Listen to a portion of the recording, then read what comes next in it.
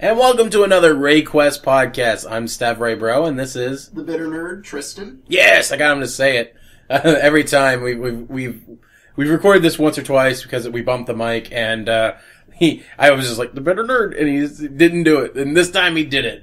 It is stuck. I threw it against the wall, and it stuck. I thought I had a better analogy in my head. And maybe it's like one of those wacky wall walkers. It might eventually hit the floor. Nope. It's there. So this week, our main course of what we want to talk about is Beast Wars Transformers, a toy line, and a really, really interesting show. Oh, yeah. It's arguably good. It's arguably bad. But it is a staple of most people's childhood. Mm-hmm. Much like the original G1 Transformers, there's something there to really praise, but there's also a lot of oddities and animation errors. Yeah, I mean, it was the second CG, computer-generated TV show behind not Beast Wars, that was the second, behind Reboot, which was made by the same company, Mainframe Entertainment. And, yeah. But first, before we start talking and gushing about Beast Wars and maybe a little bit of critique, let's kind of just talk about our week. It's been, since the last podcast, I think some stuff's happened, and I want to talk about it, you know? Okay. I guess I'll go first. Finally caught up on Arrow and Flash. I was a little worried because the crossover episode got some bad reviews, but I was geeking out just seeing some very bad concept villains actually realized in live action. Captain Boomerang should not work in live action, and he didn't. Did another playthrough of Ocarina of Time on the 3DS, just because I'm really itching to play the Majora's Mask remake, which I think is out later, mid-next year, I'm pretty sure. Yeah, I mean, I've seen it on Amazon. Yeah. It's like, I'll probably pre-order it next week, honestly. Even though, us in the US, we don't get any good pre-order bonuses for it. No, the European market is like, just, you get so much cool stuff. Did you see the case for Bayonetta 2? Yes! By the way, guys, heads up, I'm still coughing a little bit from the cold. I'm completely healed. It's just, that cold just won't, it's here for a vengeance. But yeah, Bayonetta got an awesome thing. I forgot what else, but like, they do seem to get really cool extras. Like, maybe they get stuff a little bit later, but man, when they do get stuff, they get it so well. The Hyrule Warriors got the scarf. Omega Ruby and Alpha Sapphire got nice metal cases, and I think they got little posters. Majora's Mask is getting a nice poster, a nice box. I don't think it's getting any soundtrack bonuses, but I will say GameStop's been pretty good about getting games that come with the soundtrack. It's usually something that influences me when I buy stuff. I just don't go to GameStop too often. I did have to go to GameStop to get Captain Toad this week. Because Walmart didn't have it. I asked them about it. They looked at me like I was stupid. And I was like, oh, okay. They look at every customer that way, don't worry. Like, I didn't necessarily want to buy from Walmart either, but it was just one of those things where the list of items I needed that day, Walmart was the best place to go to. And then I still had to make a second trip because they didn't have Captain Toad. And Captain Toad is adorable, and man, like, it was my favorite part of Super Mario 3D World. I know it seems really weird, but like, I got really excited about each time they hit a mission for him. He's only got 5 levels, and it was just a lot of fun. And then, I haven't got too far in it. I was originally going to do a Let's Play of Captain Toad, but like, it's a puzzle game, and so like, I found myself being like, hey guys, now I'm playing some Captain Toad. Wow. Yeah, wow, I'm really boring, you know. And as entertaining as hearing the commentators say that over and over again, I'm like, this is probably not going up. Yeah. You know, the game was originally pitched as like a Zelda game? Yeah, I found out it was supposed to be a Toon Link game. Mm-hmm. And the idea of just not jumping, and apparently no one liked it.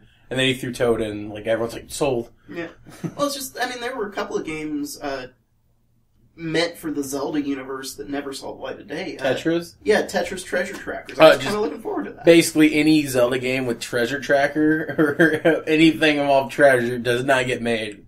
That's how you kill your project from the beginning. Is it bad? I just wanted a Tetra-centric video game. Oh no, Tetra's like one of my favorite characters when it comes to the Zelda universe. I really want to see her in more things. And if they did a version of her in Hyrule Warriors, Mhm. like Pirate Princess Tetra, come on. I did do a sketch up. Like I basically took, I think, Princess Zelda, and I was like, oh, I'm going to use the same base, so I traced over it to get like the same proportions because I wanted to look like Zelda as well.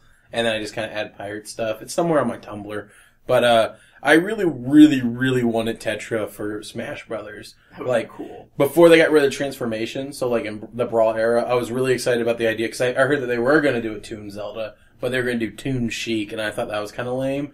Instead, I think it would have been so cool and unique to have Toon Zelda that transforms into a Sheik, or not Sheik, but into Tetra. I mean, there's no precedence for a Toon Sheik. We don't need Sheik as a Toon. I know. Maybe it's the fact that it wouldn't have Toon Tetra as the name, while all the other cartoony Zelda, but that'd be the weirdest and dumbest reason I've ever heard not to have a character in a game. But I really like Tetra. Speaking of like pirates and Nintendo, I really like Captain Syrup as well. Captain Syrup? She's from the Wario series. Like, when people argue about who should be in Smash Brothers that is a Wario character, either Ashley or Mona usually pop up. I want Captain Syrup. I prefer her. She's from the Wario Land version of Wario.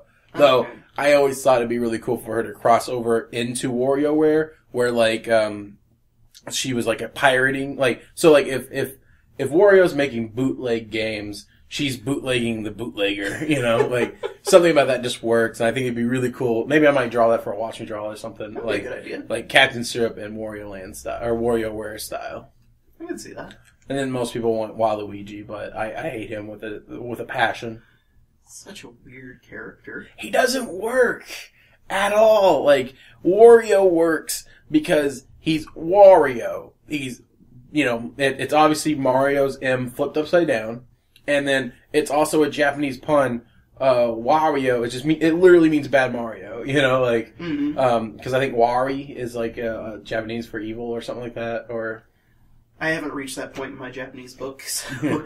but anyways, so like, it is a pun within, it's just a really clever character. As, like, you know, some people brought it up, cause I was talking to my class about Shadow. I'm not a big fan of Shadow either. I'm not normally a big fan of poorly made evil versions of characters, you know. Shadow is his own character. He's not obviously a clone of Sonic, but he's also not that interesting as a character. I know a lot of people argue with me and disagree, but like, for the most part, aside from being designed to be cool, which is Sonic's problem, he's taking it to the next level, you know. He's designed to be cool and edgy. Yeah.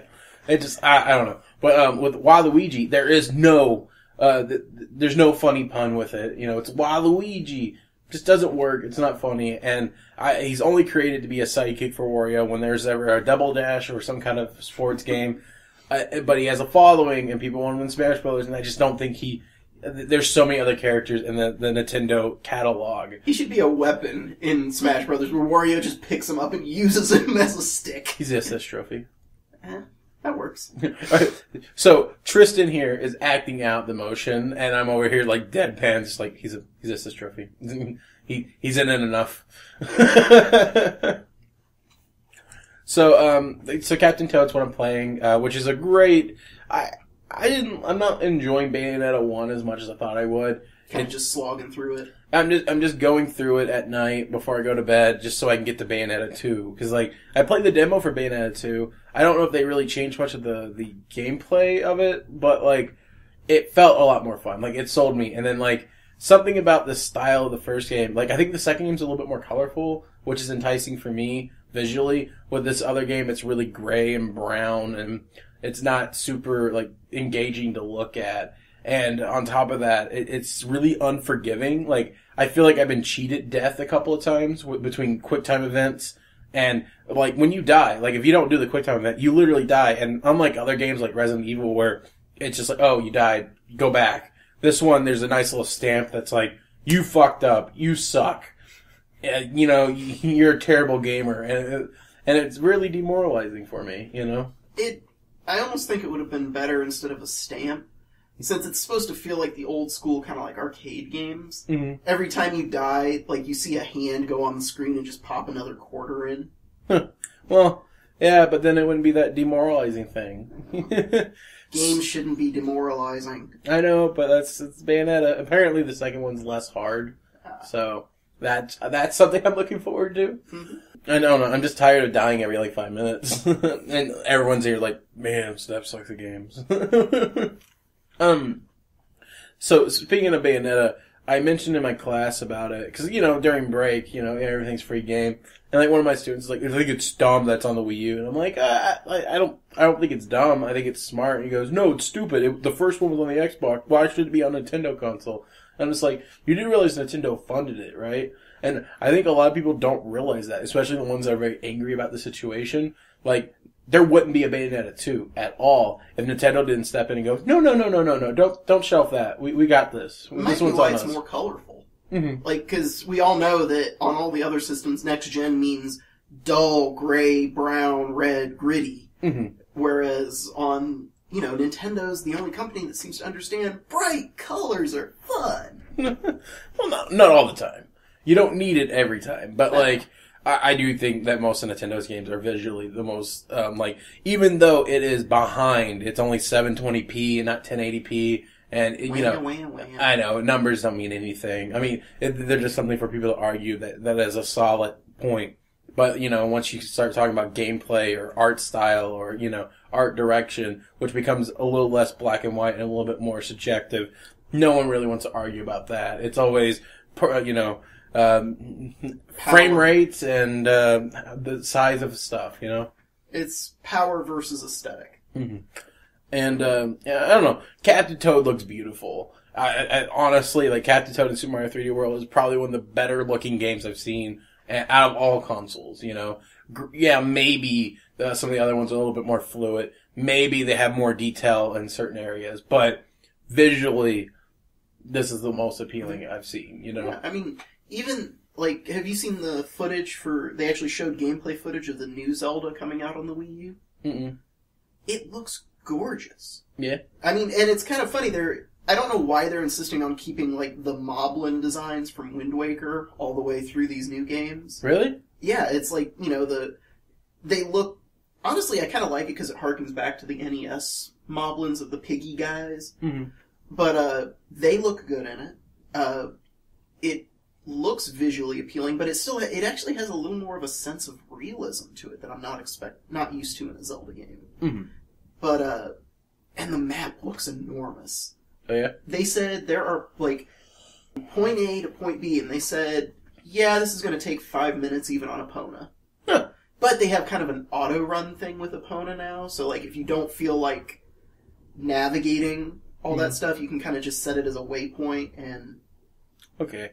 That's one thing about, like, bigger stages that kind of bother me. Like, in fact, that's doomed some games. Look at Banjo-Kazooie Nuts and Bolts. That was originally going to be a standard Banjo-Kazooie game, but then they were like, oh man, these levels are really big. It takes a while to get to point A to point B. Well, let's add, vehicles. And then vehicles became this, like, big point, to the point where the game was built around it. Yeah.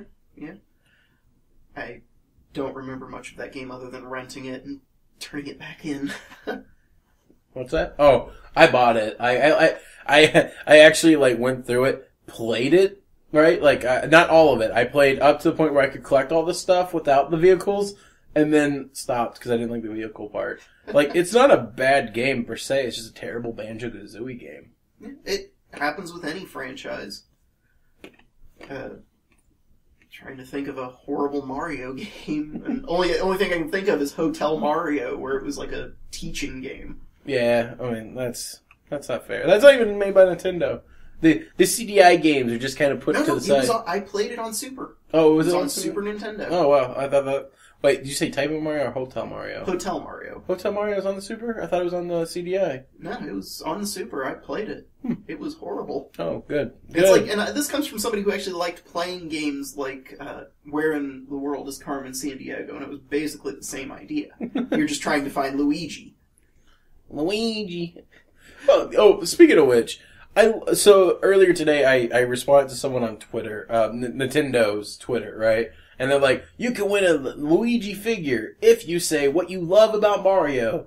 And like, it clearly means Mario as a franchise, not Mario as a character. So I just responded with, I love the fact to get a Luigi figure, I have to devote my love to his brother. I would have said, what I love about Luigi is he's not Mario. Oh. But, it's interesting because, like, Luigi I think Luigi's best when he's not a centered character. Like, the year Luigi kind of was bad. Yeah, poor guy. For Luigi. Yeah. What's going on? Is that a weed eater? No, they're vacuuming upstairs. Oh, good. I live in the middle of an apartment, and there's just loud stuff going upstairs. They have a loud dog. There's just noise always. It's really difficult to record sometimes. Hopefully, it doesn't pick up on the mic itself. But like year of Luigi was like the year of Nintendo's failures. Yeah. Like money dropped, and then as soon as they dropped Luigi as their mascot, things went back up. So I think Luigi's iconically failure, and I love that about him. Like, I don't think Nintendo should celebrate him, but like he works best when he's like put to the side and he's that orphan Annie and everyone's rooting for him. Luigi's Mansion. What about it? I love those games. I haven't played the second one yet. Have you seen they're doing a figure art of Luigi to match the Mario one that you ordered? You mean the one I was just talking about how I could win? Oh, I thought you bought that one. Oh, no. The one that I bought Mario, but the one I could win on the internet with the sweepstakes. Oh. Hyper-articulated Luigi figure like the Mario one, and they also said the next one's Yoshi. I'm wondering, will they... I think they're already out. I thought we saw them at Mario at Toys R Us. Yours was the Japanese version, right? Right, yeah. The English version's out now. Yeah, and they look similar. Like, they fill almost the same exact space and mass. It's just the articulation and engineering is totally different. Oh. Kind of want to buy it just to compare the two. It'd be a good It'd be a good video. You could do it. You could buy the one, and then we both have a Mario figure. Of course, I buy the crappy one. And I'm the one who owns all the figure arts at home. I've got like so many Power Rangers and Kamen Riders. That one was $10 somehow. You lucked out there. That was a good deal. Yeah. It came with some accessories too, like a little coin and a box and the other two, you can buy 2 more accessory sets to like just set up a whole level. Yeah. So, speaking of Toys R Us, my mom, me and her had a pleasant conversation, which doesn't happen very often. We don't necessarily dislike each other. In fact, like I miss her, she misses me, but like we're the type of like family that can't be in the same room more than 2 hours, and we don't have anything to talk about. Mm-hmm. That definitely picked up on the mic, but like. It's one of those things where, like, we have a 5-minute conversation every time. It's usually my mom repeating the same thing twice, and then me just being like, I gotta go, sorry, I'm working on something, Yeah. And today we had a 25-minute long conversation. It was really cool. And it's basically, she's been going to Toys R Us lately. And I don't know if it's because she just misses me, and she associates me with toys, because I had so many Beast Wars. Hey, tied it back. But full circle. We're done here, folks. Shortest podcast, yeah. Again, sorry about the coughing. And, she apparently went to go get Charlie Brown, because, like, that's the only cartoon that she likes. Mm-hmm. And so it reminds her of me, because I have nothing to do with Charlie Brown besides having the same last name. But for her, she's like, oh, that's cartoons. You do cartoons. That connects. And like, all right, that's cool, Mom. So she's been buying the little Charlie Brown figurines to put out during Christmas. Aww. And yeah, it's just one thing. And then she has the DVDs of Charlie Brown where, she watches them. Have you shown her the trailer for the new movie? No, I haven't seen her since when we went down. I forget that not everybody's next to a computer. Oh yeah, my mom doesn't. I can't even send my mom a text message. Like, there's a bunch of times where like I'm in class and I told her not to call on Mondays unless it's an emergency because I don't like to answer phone calls in class while I'm teaching, and just I'm like, oh, I gotta go, emergency. Hi, Mom, what's this? By the way, your address is this. Yeah, Mom, this is emergency. No, bye. Clicks. She just clicks off on me because she knows she did bad, But yeah, so she went to Walmart, and apparently she couldn't get the black character, Franklin, I think is his name. Franklin, yeah, that sounds right. Apparently, at our local Toys R Us in Louisville, Kentucky, there's just none of him. They have every character but him. So she's like, I don't think they make him. And I'm like, I looked online, like, nope, online they are. They're like $5. So I was like, if I didn't already have bought her Orange is the New Black Season 1 on DVD, I would, for Christmas, I could probably just add on to it. Yeah, stocking stuffer. Yeah, like, one thing is, like, I don't even know if I'm going home for Christmas yet. Like, it's one of those things where I got so many projects that, like, going home for a day or two, I think will stress me out more than actually, because between the 4-hour drive back and forth, it's 2 hours, but, going there, back, the money it's spent to go there, and then obviously eating out, and, like, a bunch of other stuff, like, mentally, I would probably just stress myself out, you know what I mean? And so, like, I'll just get it. Cause right now the Amazon, like, cause I just bought it on Amazon and it's going directly to her, so that way she gets it, But I'll probably wind up getting it. Anyways, so the other thing she went to Toys R Us for was Breaking Bad action figures. So my mom's a really big fan of Breaking Bad, which you think now is like, why can't you guys have a conversation about it? But my mom's conversation when it comes to TV shows, not necessarily Breaking Bad, but like, do you guys remember, did anyone watch Weeds? The Showtime show about marijuana? I vaguely remember the first season. Well, in the later season, one of the characters, Celia, she's kind of this like white, rich bitch. That's just her character. Well, she gets kidnapped, and then the kidnapper calls all the characters in the show, like, hey, I'm going to kill her, all right, unless I get the ransom. And everyone's like, all right, click. No one responds to her. That is my mom's favorite moment in that show. Like, she cracked up for a good half an hour. Like, we had to pause it. And then, like, every time I bring up Weeds, she just has to bring it, like, my girl, Celia, remember that time when, So it's adorable. So my mom, I got her onto Breaking Bad. I bought her the Breaking Bad sets, or, well, more or less, I bought Breaking Bad, and then she kept them, And, I gave them to her, and she really likes it. She watched the whole show through multiple times. And she apparently found out that Toys R Us had Breaking Bad figures, Walter White. And she's like, well, I want one. So she goes there, and apparently all these mothers complaining about the toys. They're like, why Breaking Bad shouldn't be at Walmart? Or not, Toys R Us, excluding the fact that they have, a Xena figure, they have Hellraiser figures. Alien. Predator. They have all this other stuff. But Breaking Bad, that's the one we gotta take off the shelves. Yeah, it was some Florida housewife, so Bryan Cranston tweeted, I'm so mad I'm gonna go burn my, Florida housewife figures. So, basically, my mom does not have a Breaking Bad figure. I would have gotten her that if it wasn't for the fact that they have skyrocketed online. But, that was just adorable. Mom just like, yeah, I wanted a Walter White. I was gonna put it next to my Charlie Brown figures. You could get her a Pop. Yeah, I don't know if she would appreciate that as much. She probably likes the realistic looking ones. Yeah, I think she wanted legit, like, well, how she referred to it, by the way, wasn't action figure, it was Barbie doll. Yeah, she's like, apparently they made a Walter Barbie doll. I really wanted to get that. You can polish his head instead of combing her hair. And I didn't have the heart to be like, no, they're action figures, Mom. I just let her call it Barbie doll through the whole conversation. She's like, yeah, I think they made one of Jessie too. And I was like, yeah, Mom. And then like 5 minutes before we're about to get off the phone, she's like, I bet they're called action figures. I'm like, yes, Mom. Yes, they are. Oh, parents. Yeah, that's my mom.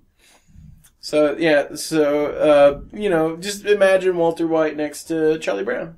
Just in that display. Like, just all those little, like, reaching up to his ankles, figures, and just there he is.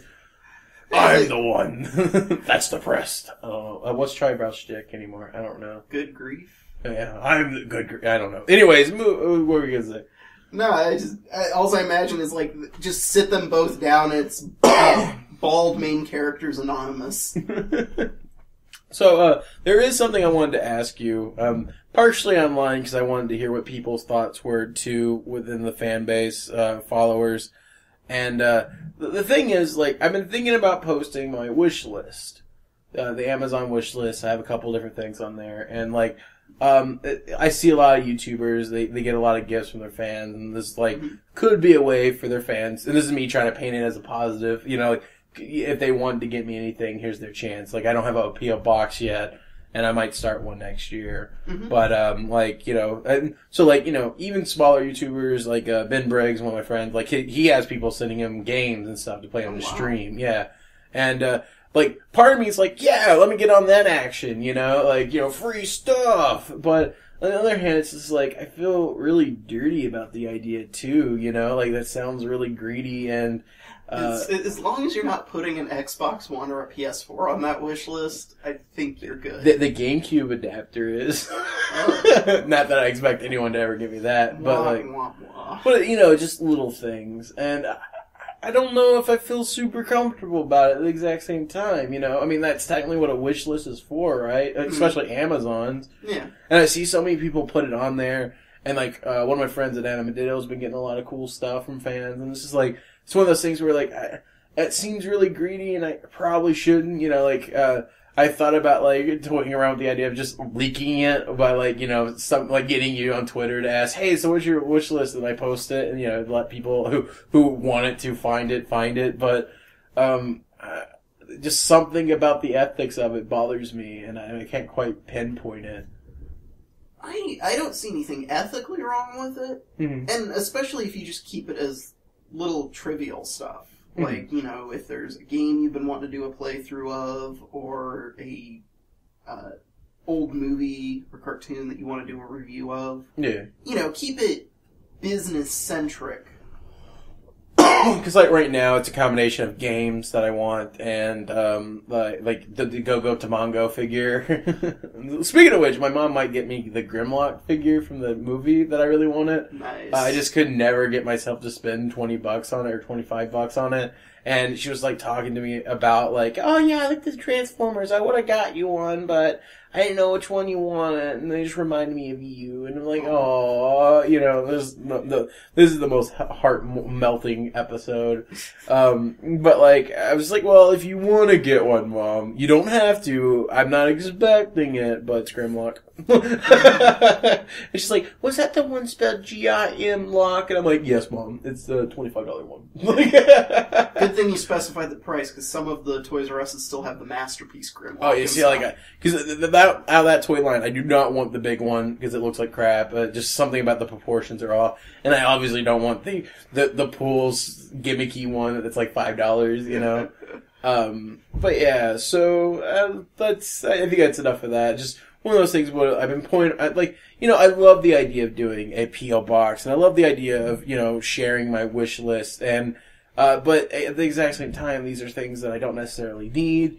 It's not necessarily needed for the community. I do see people reaping the rewards of it, and, yeah, of course, you know, naturally, as a human being, that sounds so enticing to get free stuff, you know? Very much so. But at the exact same time, I feel like that is the one way of using a following in the wrong way.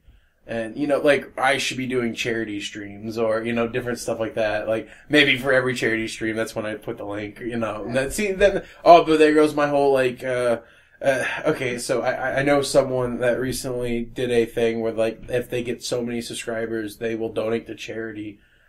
And, I hate it. I hate that so much. I've seen so many YouTubers, big and small, use that tactic to get their numbers up. And in a way, it's cool. Someone is getting donations. A charity that needs it is getting some extra money. On the other hand, that is the least way. This is the least way to be charitable. Like, somehow you made a good act dirty.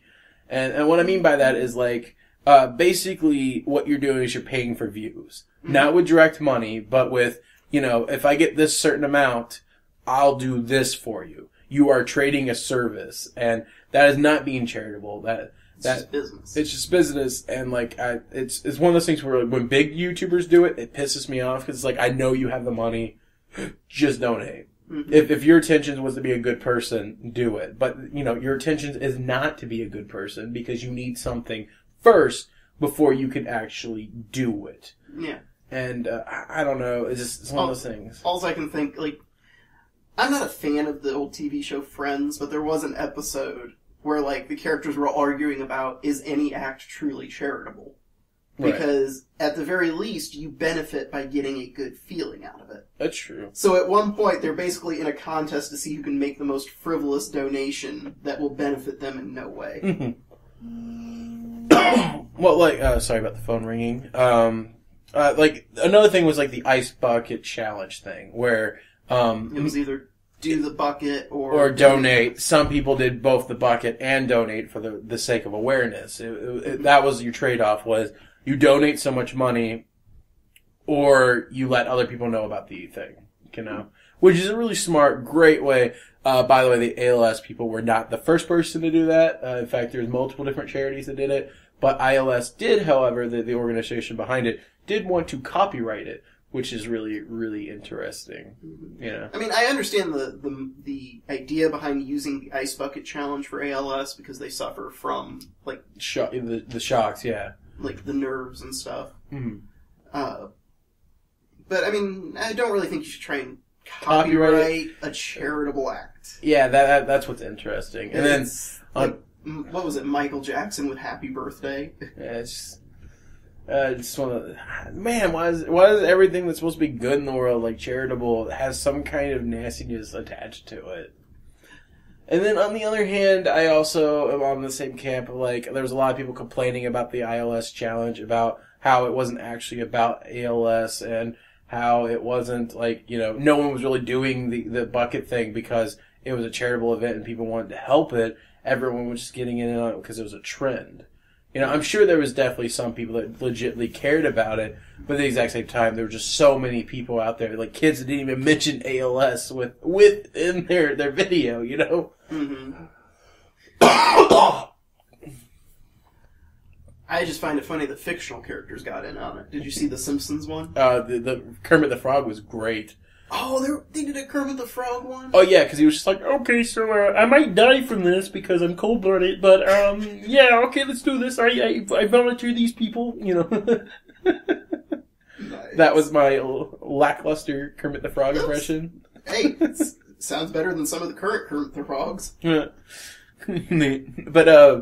But more of my, like, in that stance, I was just like, I'm not going to complain about people doing it because it is bringing awareness without them knowing or without them trying, and it was donating people. Like, there was someone on my Facebook that was complaining about how all these big name people were donating just for the sake of, it wasn't a charitable cause. They were upset by their intentions. But on the other hand, I'm like, well, I'm really happy that those people are donating and the cause are getting it. But I guess that is kind of arguing against my whole argument about people being uncharitable by, expecting something in return. Yeah, so. Again, it just goes back to that, is any act truly charitable? Because in the end, you get a good feeling from it, even if you get nothing else. Yeah, at the bare minimum, you get a good feeling. On the other hand, you show people that you're charitable. Like, sometimes, like with most celebrities, it's donating, not because that's what they want to. It's donating because, well, I'm a good person. I donated so much money. Yeah. Speaking of the facial expression, how I did that kind of reminded me of Chevy Chase from Community. I do have some Community news. Oh, what's the news? By the way, so some commenters are actually really excited that I like Community and get excited whenever I do talk about Community on here. Yay! Guys out there, this is your moment. Yeah, this is for you. So, Community is celebrating right now their 100th episode filming. Oh, nice. Yep, they made it to 100. It's magic. But, yeah, so they made it to their 100th episode. I don't know what it's about. Interesting to see the people that took the photo for the 100th episode. It was Jeff, or I'm going to just use real name. It was Joe McHale, Danny Pudi, Allison Brie, Gilligan Jacobs. I recently watched Gilligan's Island. It's as silly as ever. So Gilligan Jacobs, and then it was Ken Jeong and Jim Rash, and then there was the two showrunners, Dan Harmon and his friend, who I can't remember at this point. But yeah, that was the mainstays. Those were people there since the beginning, on and off. But no Yvette Nicole Brown, no Donald Glover, and no Chevy Chase. The exciting thing is apparently Chevy Chase is going to be making at least one cameo this season. even though he's dead, in the show's canon, he still makes some kind of cameo. Video. And then he's went on record to a Reddit IMA that he may appear in more if they ask him. So apparently what happened was, within the show, by the way, for context, Chevy Chase's character played basically himself within the show. Just kind of this washed up has-been that's trying to rekindle his own successes by going back to community college. For 10 years in a row. For 10 years in a row. That's a spoiler. I'm sorry. But we already mentioned he's dead, so... and basically how that works is, the writers really, they basically took interactions they had with Chase on and off set when he wasn't playing the character. So, one of the things is, Chevy Chase will walk in and be like, so, could you, make my character a stud? I think he needs, 2 girls on, each arm every episode. And they're just like, yeah, whatever, dude. And they're like, and they wrote in that Chevy Chase's character, Pierce, is the guy who thinks he should have 2 girls on his arm. It was clearly, written from experiences. In fact, there's a couple of different lines that was during one table read where he misread or something, and then appeared in another episode later on. Lord. And so, there's always been kind of Chevy's a prideful person and kind of disagreed with the direction of his character in the show. He, obviously he's kind of an old-timey, baby boomer. He believes the show should have been about him, not these other characters, and, just different things like that. He never really hated the showrunner or anything. They definitely fought. They definitely did some, public stunts against each other. And, the creator of the show, Dan Harmon, was fired for 1 season. And then during that absence, Chevy Chase got bored with the show because there wasn't anyone challenging him, and he left. Never thought of it that way. But due to Chevy Chase's contract leave out, he's not allowed back on set. Ever. So, so when Dan Harmon came back, apparently Chevy was like, oh, I'm ready to come back, let's do this. And it's like, Chevy, you can't. And Chevy couldn't understand that through the contract, He's like, that makes no sense. I want to be back, you're back, let's do this, What are they going to do? Say he faked his death? I don't know. Well, and then, they didn't get him a cameo in season 5, as a hologram, so it's probably going to be something along the lines of that. I can't remember Joel McHale's character's name. Jeff Winger. Jeff! You could have it where, Jeff starts hallucinating that Chevy's there. It's a possibility. But, so what happened was, later in season 5, they kill off his character, which is one of the best episodes to feature his character without featuring him. It's basically, Pierce's kind of this, kind of paranoid character. And so he when he died, he had in his will that, all his friends from college would be interrogated because he believes that one of them would be part of his death. And the only way for them to get the stuff that he willed to them, is he had to, they had to be questioned. He wasn't. And all the questions are designed in a way to where it would make all the characters cut each other's throats. And it's a really good episode, and he has a surrogate in the thing. The guy asking the questions, he sits in Pierce's spot, and he doesn't do Pierce's inflections, but you can definitely feel the character of Pierce through that character. And a great episode. It was interesting because it also made another character leave. The plot behind it, they just kind of combined both actors leaving into one thing, like a domino effect. And Chevy Chase apparently called up, sent Dan a text message like, "What? Why'd you kill off my character? Do you still hate me?" Stuff like that. He's like, "No, man. This was our way of sending your character off with respect, And it's really good. Yeah, I guess that's enough community talk. But yeah, that one's for you guys. Speaking of people that watch or actually listen to the podcast, quite a few people that I know listen to the podcast. For example, Max, he does the music for Yo Mama and a bunch of other properties, especially for Genocracy. Shout out to you. He made a comment last week, and it just blew my mind that people from Genocracy or my YouTube brethren actually watch it. I always just assume it's followers, Usually I assume it's younger audience members that are still in high school are following me. But to see that, I'm always shocked to find out that other people watch my videos, I guess, is what I'm trying to say. So, let's start talking about Beast Wars. Transformers. Beast the butt, the action's hot. best toy tagline ever. Oh, man. I didn't even remember that toy line. I watched Beast Wars when it was in syndication, so it was after it aired for the most part. Man, so you missed out on all the good toys. Well, kind of. So, I know that, I started season 2 when that was airing, and I watched season 1 through syndication because I was still able to buy the toys. They were still coming out as things were going. What year was that? 98? 98. So I was 8, so I think I started watching Beast Wars. I was in 4th grade, so 95, 96. Really? So I was 5 and 6 when that happened? Oh god, I forgot you're such a baby. I'm not a baby, I'm 24. About to turn 25. January 22nd is my birthday wish list. He hit me. He aimed to hit me. I was giving you a high five. That was not a high five. That was a very aggressive high five. It's like, but, okay. Beast Wars basically resurrected the Transformers franchise. Right. I mean, it had been dead.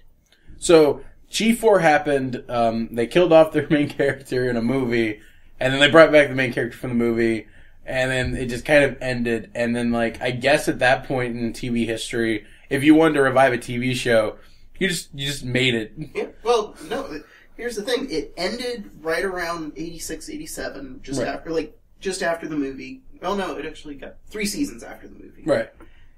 And for about 5, 6 years, they kind of just got on with toy sales, comic books, that kind of stuff. Okay. Then they decided, let's just bring back the show with a new opening and intro and extra and only show the best episodes. Or the best of the worst in some cases. Oh, good. And that was kind of the birth of Generation 2, because you got a lot of weird repaints of characters. It gave us the neon green and orange style stuff. Oh man, because in the original G1 there was Megatron, who was a gun, and then he became a cannon as Galvatron.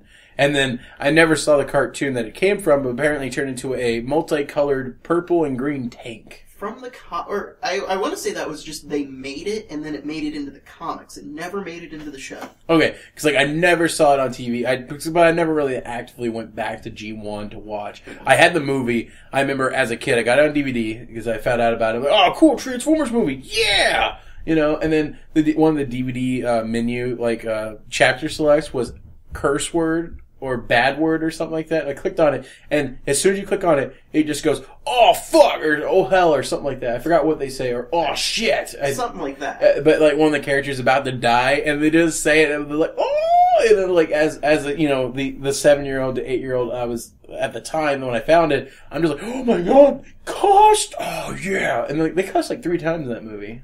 Yeah, for no reason. No, it's just usually... It was on television. It was on theaters, right? Yeah. And they had a little bit because of the rating, they had a little bit more leeway, and so why not? Yeah. And they decided to kill off Optimus Prime in a very brutal, quick fashion. Oh yeah, no. 10 minutes in, Optimus Prime dies. What's so great about the movie is the fact that there's this battle going on. It introduced you to my favorite. It's the only series I've seen him in, but Kup is one of my favorite Transformers. In fact, he's sitting next to me right now. The figure of him, some Generations figure. Yep. Really solid, awesome figure.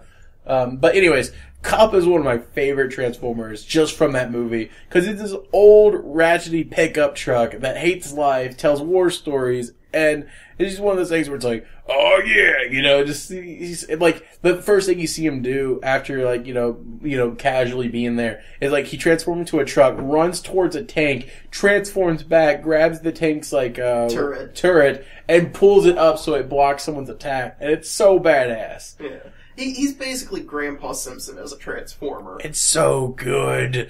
And, he's my favorite. Hot Rod generic. It's just, he's just the younger guy that, it's a hot shot, Mm-hmm. Coincidentally, there's a Transformer named Hot Shot. Yeah. And then, there's not much personality when it comes to Transformers from G1. I mean... Yeah, but they all have, a quirk and a special power. Yeah. And that is what defined them. You want personality, you go to the comic books. Or Beast Wars. We're full circle. Yeah. And that was good, folks. But anyways, so the movie, the best part about Optimus Prime showing up is that there's all these scenes are just... by the way, in Beast Wars... and when people shoot, they miss every time.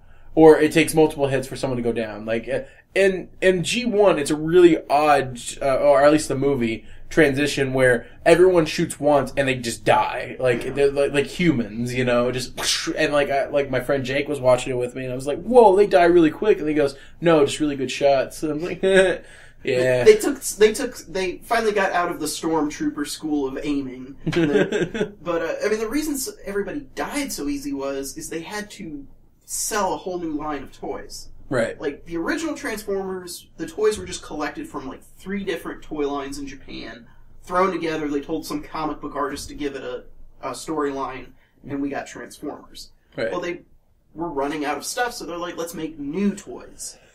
Well, what do we do with all the old toys that are still on the shelf? Kids don't buy dead characters. Mm-hmm.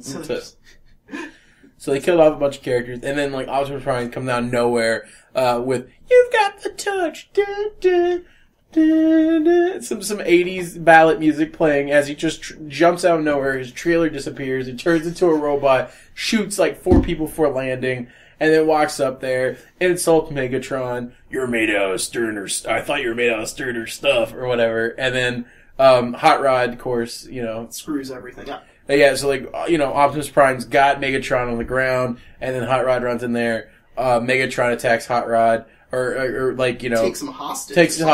And then basically shoots Optimus Prime in the liver. Yeah.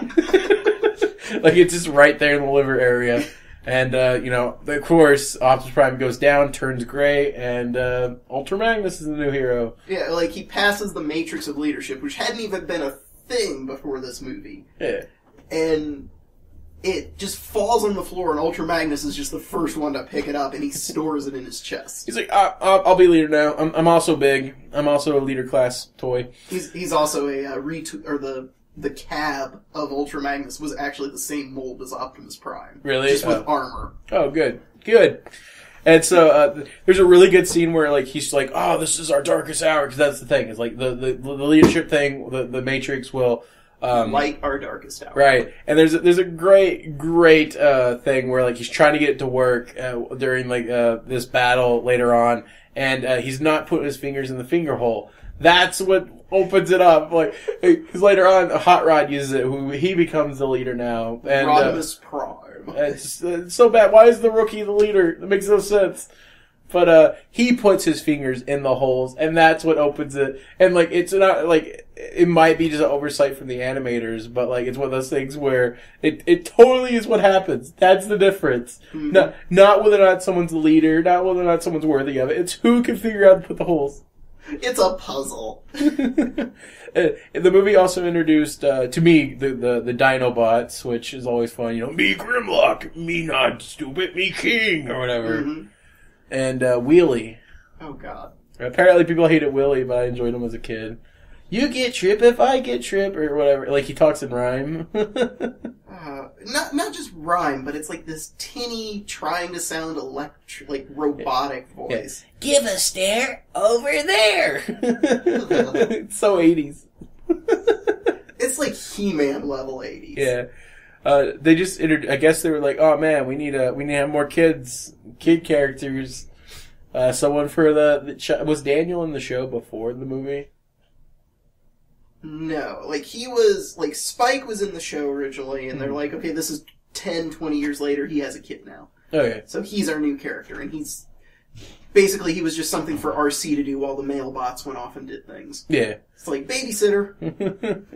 But basically, Daniel is his kid that had an ectoskeleton. I think it was his dad's, and that was the excuse of why this kid could hang around with a bunch of robots and not be dead and squashed. Yeah, they actually have a toy of that thing now. Really? That's cool. Yeah, they did a Masterpiece Bumblebee, who's, even though he's a masterpiece like that Optimus I've got, he's only like yay tall. He's about as tall as your cup. Okay. And so they were just like, we have so much extra plastic to sell, so... Yeah, it's got to fit a $75 price point. We better put Daniel in there. Yeah. Man, there's some rocket in the motion in the ocean going on, just in this general area. Giant robots. Yeah. I think it's a combination of my roommates moving out there and then people up there. But just a lot of, wall cracking and floor moving. But, the whole point of the movie was to just sell new toys and clear out the roster for a third season. So, like, the third season, you've got Rodimus as the leader, Cup as the old soldier, Ultra Magnus, all those guys. This was actually the, you know Casey Kasem, the voice of, like, Shaggy and whatnot. Yeah, is he the voice of Blur? He was the voice of Cliffjumper. Okay. And this was the season that actually got him to quit. Because they had an episode where the Transformers were trying to find something in the Democratic Republic of Karbambia. And it was in a very obviously Middle Eastern city. Oh.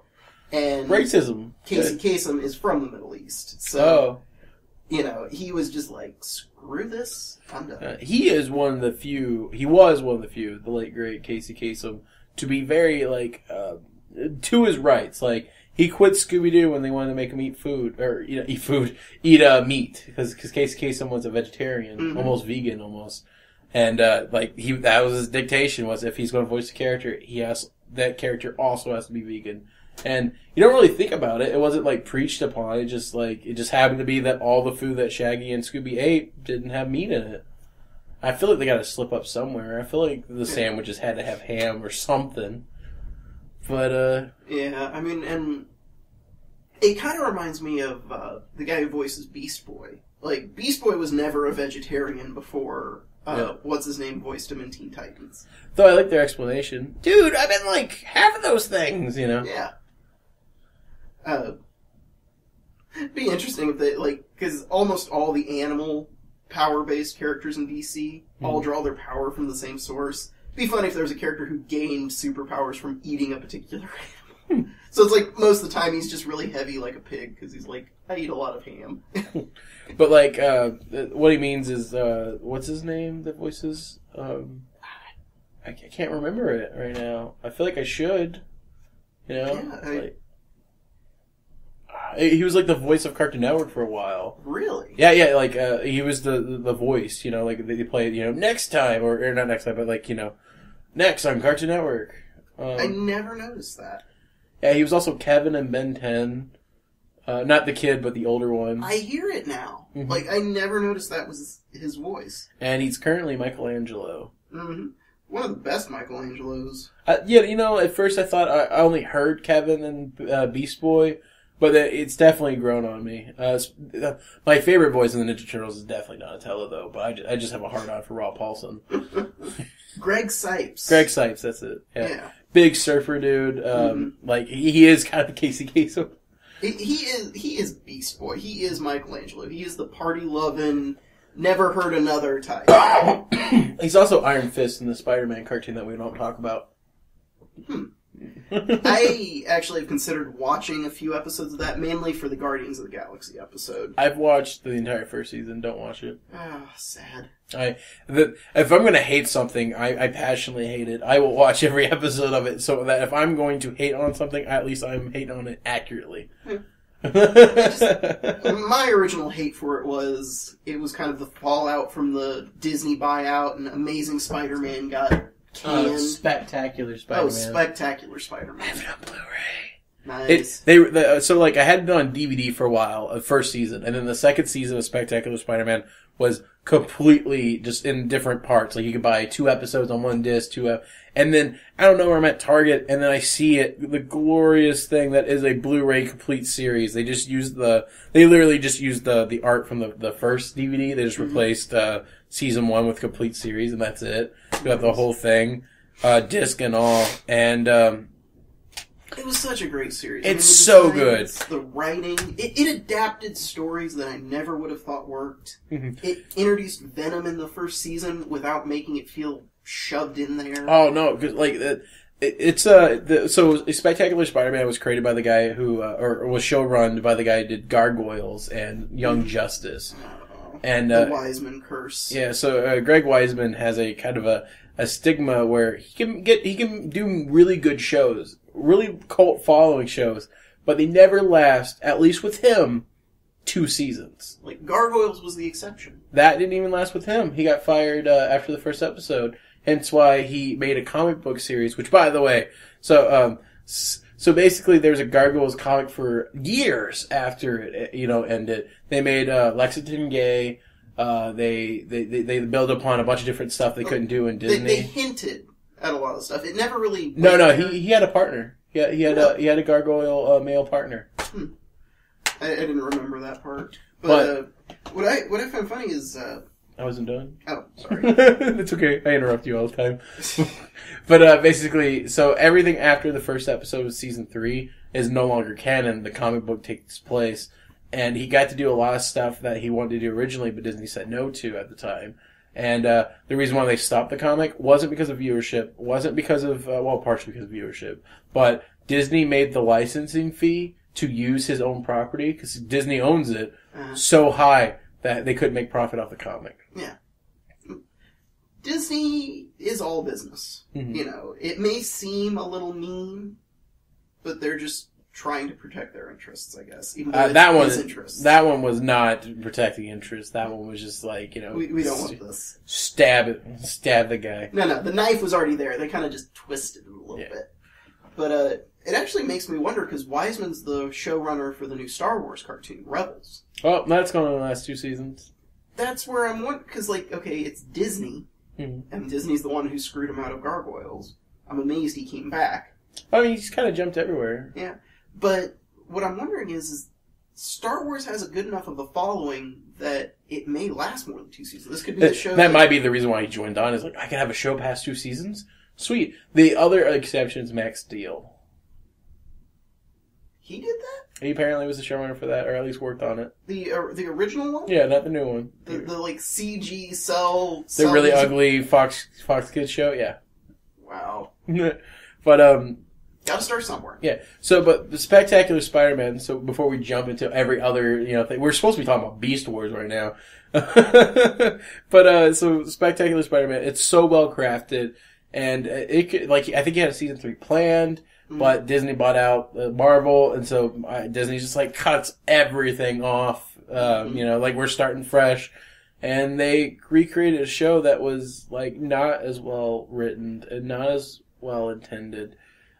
Drake Bell is a great Spider-Man, mind you. Like, I mean, Josh Keaton, I think is the guy's name that plays Spider-Man in the Spectacular. He is who I hear when I look at Spider-Man and see talking, Drake Bell, ironically being the Dragonfly in that Scary Movie parody of superhero stuff. Yeah, is now Spider-Man. He parodying directly, he became what he was parodying, which is always cool. And Drake Bell makes a great Spider-Man. It's, he's good, but like, the writing is so bad. At the end of season 1, keep in mind that's like 26 episodes in, he's still reminding the viewer, hey guys, I'm Drake Bell. Or, not Drake Bell. I was like, hey guys, I'm Peter Parker, also known as Spider-Man. And it's just like, you shouldn't have to tell the viewer at that point late in the series who you are. It's a kid's show, they like to have the hooks. The tagline, I mean, even in adult shows, every episode of Arrow and The Flash begins with the same kind of, this is who I am, this is what I do, I am the... I don't know. I still think, like, hey, I'm not just Spider-Man, I'm also a high school student. I go here, these are my friends. Having to explain to everyone every time. Yeah. I think it, one, shows how little respect they have for the viewers and their intelligence. And just in general, like, the art style, a lot of people didn't like in Spectacular Spider-Man because it was really cartoony compared to other things. It wasn't cartoony. I think that's the wrong word to use. It was simple. Yeah, it was a very good style. I mean... Cheeks did really, really well in that. As art director. Yeah. And, like, what I liked about Spectacular was Spider-Man fought how I always imagined Spider-Man would fight. Not punch, and dodge. It was dodge, trick the bad guy. Dodge, make a joke, dodge. Yeah. It worked really, really well. I mean, Rhino punches at him, and Rhino doesn't see him, and then they pan out, and Spider-Man's just hanging off of Rhino's arm, like, down here, big boy. Yeah. And, but with the Ultimate Spider-Man, it's just, the art style is a lot more detailed, which a lot of people like. It's like, oh, cool, But the style of humor in the show itself is very disconnected because, like, if you looked at the 2 images and the more simple, cartoony-looking, Spectacular Spider-Man and the more detail-oriented, and I told you which one's more of the action show and which one's more of the comedy, you would not point at the right ones. Yeah. Because in the more detailed one, they do a bunch of these, like, Teen Titans-esque, super quick style changes. And Lizzie McGuire style things where He talks at the camera. yeah, where he just stops everything. Hey guys, here's a joke. All right, going back to the fight, and then it's more like Deadpool than Spider-Man, which I know a lot of people complained about. Funny part is they did Deadpool on an episode of that, and he was actually pretty accurate. I haven't seen it, but like I did see the little clips on Tumblr, and it is really solid. I did check back in season 2 because I watched all of season 1, angry each episode, and because I watched an episode in season 2 because Donald Glover from Community, or Childish Gambino, as most people know him as, got to voice a character that was designed after him. Mm-hmm. There's a black Spider-Man character. Mike Morales, or Miguel Morales? I thought it was Miles. Miles Morales. I'm getting his name mixed up with Spider-Man 2099. Yeah. But basically, on Twitter at one point, someone was suggested that Donald Glover should be the new Spider-Man when they announced there's a remake coming out. And for one, Donald Glover fits everything. He would be the perfect Spider-Man.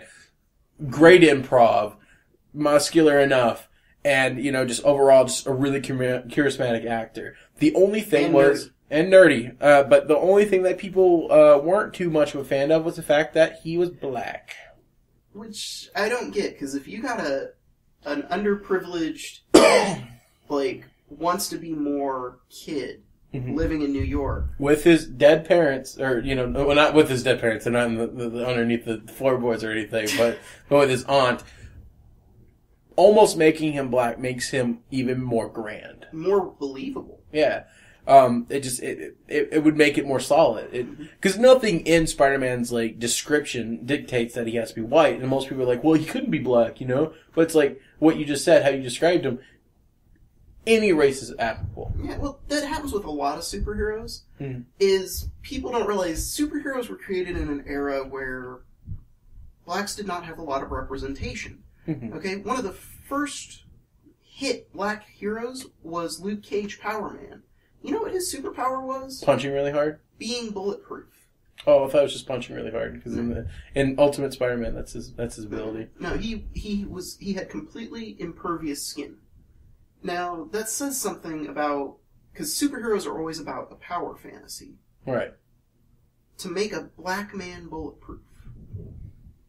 That says a lot. That is, something I feel really uncomfortable talking about. No, you can talk about it. It's just one of those things where it's like, that is, because as soon as you said bulletproof, I thought the exact same thing. It's just like, wow. But a lot of superheroes, people don't realize they could be of any race.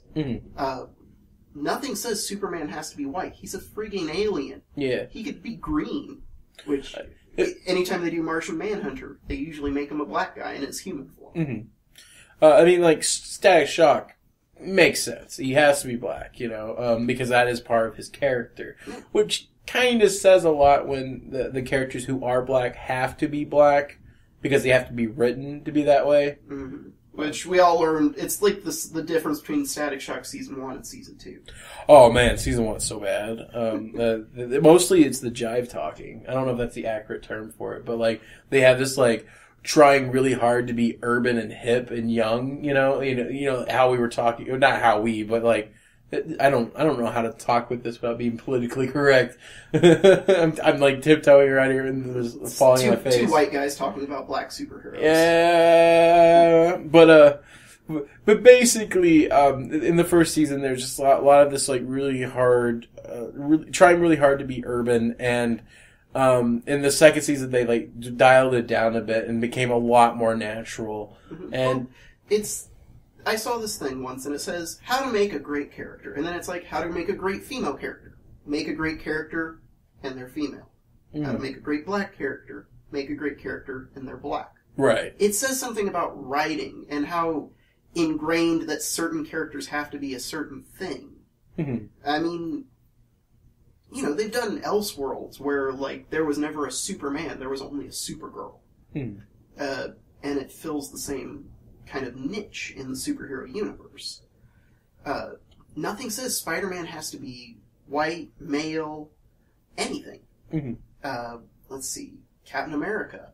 I mean, everybody's like, oh, he's a super soldier from World War II. There were a lot of really really well awarded soldiers in World War II that happened to be black. So it just, when people get up in arms about a character being switched in race, I'm like, well, that's because we're trying to represent people who will be watching these movies. And it's like, hey, this character's been white forever, why change it? I'm like, because it's from an era when white was all anybody thought about. Right. Which... Oh, am I talking too cough? Yeah, I'm sorry. I'm over here like doing hand signs because I didn't want to like bring it up because I try to make it like as seamless as possible with the thing. Yeah. And I'm just like, like, oh look, there's barely any movement on the thing. We might need to talk a little bit louder so it picks up better. And then I'm like motioning. He's like, oh, do I need? I'm like, but I think that's one thing I liked, like to bring it back to Beast Wars. Was in G1 you had some of these characters that they were like trying to make cool and hip by giving them jazz. Yeah, jazz, blaster.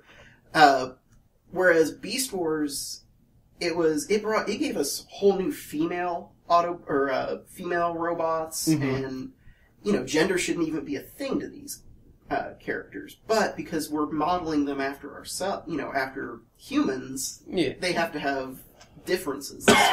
Definitely. There was something I was going to say, but I guess we're back to Beast Wars. Might as well stay in the area that we're supposed to be in. Yeah. So Beast Wars. Oh man. So first off, Animorphs. Let's talk about that for a second. Why? Yeah. Why? I love that. It's like, let's get back on trail. So Animorphs.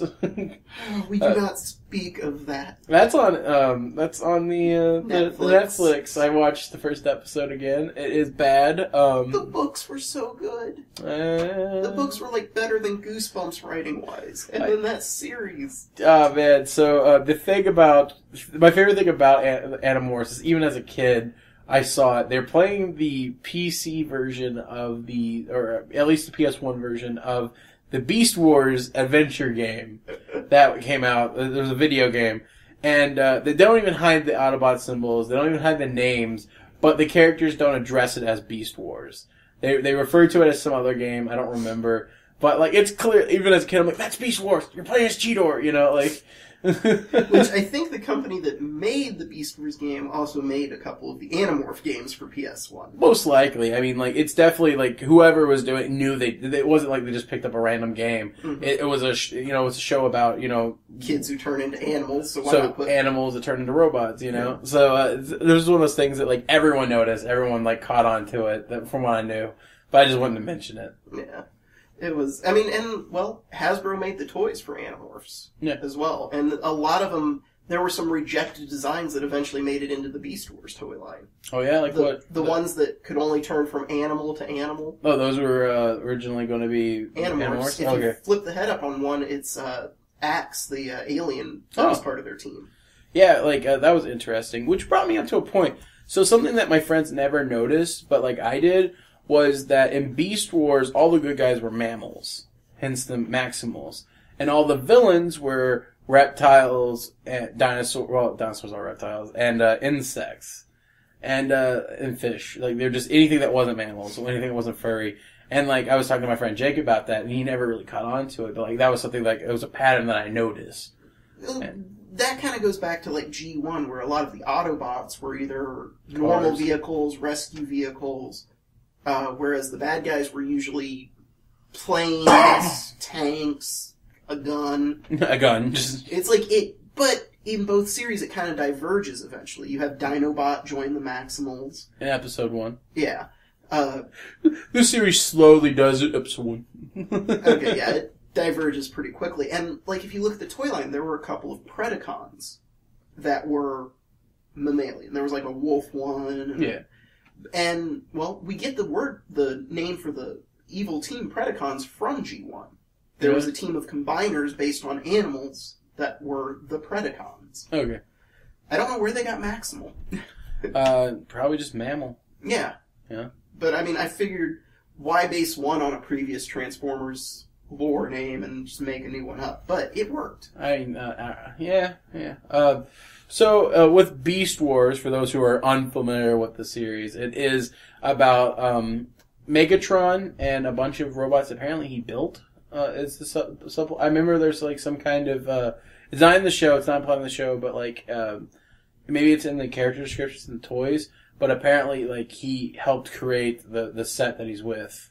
Well, it's not so much that he assembled the team. Oh, okay. So I read as assembled the robot. So this entire time I thought he just like somehow built a bunch of Predacons. Yeah, and like they actually did a prequel to Beast Wars at one of the BotCons. Yeah, because they made some of the characters before Beast modes. Mm-hmm. They were cars and stuff.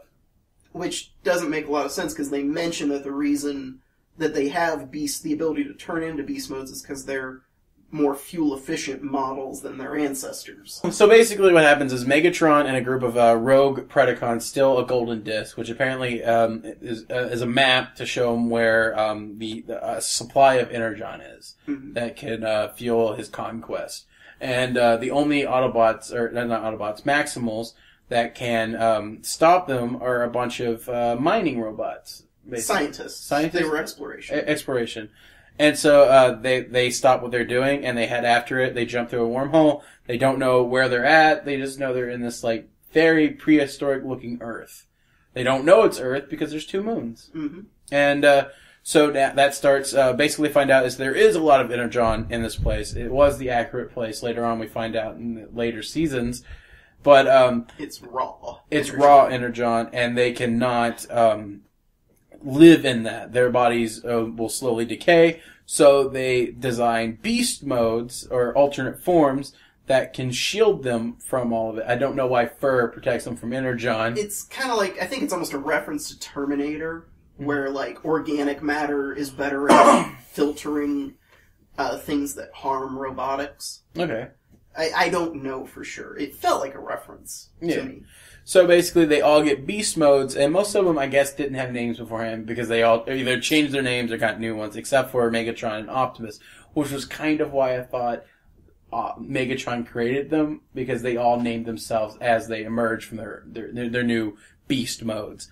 So you have Optimus Prime. Optimus Primal, who was an ape.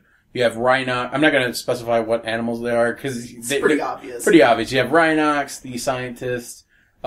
Very slow talking, but really like smart scientist that's always in the reserves. He never really goes out, but he has 2 giant machine guns. Yeah, he probably paid his dues at some point, battle-wise.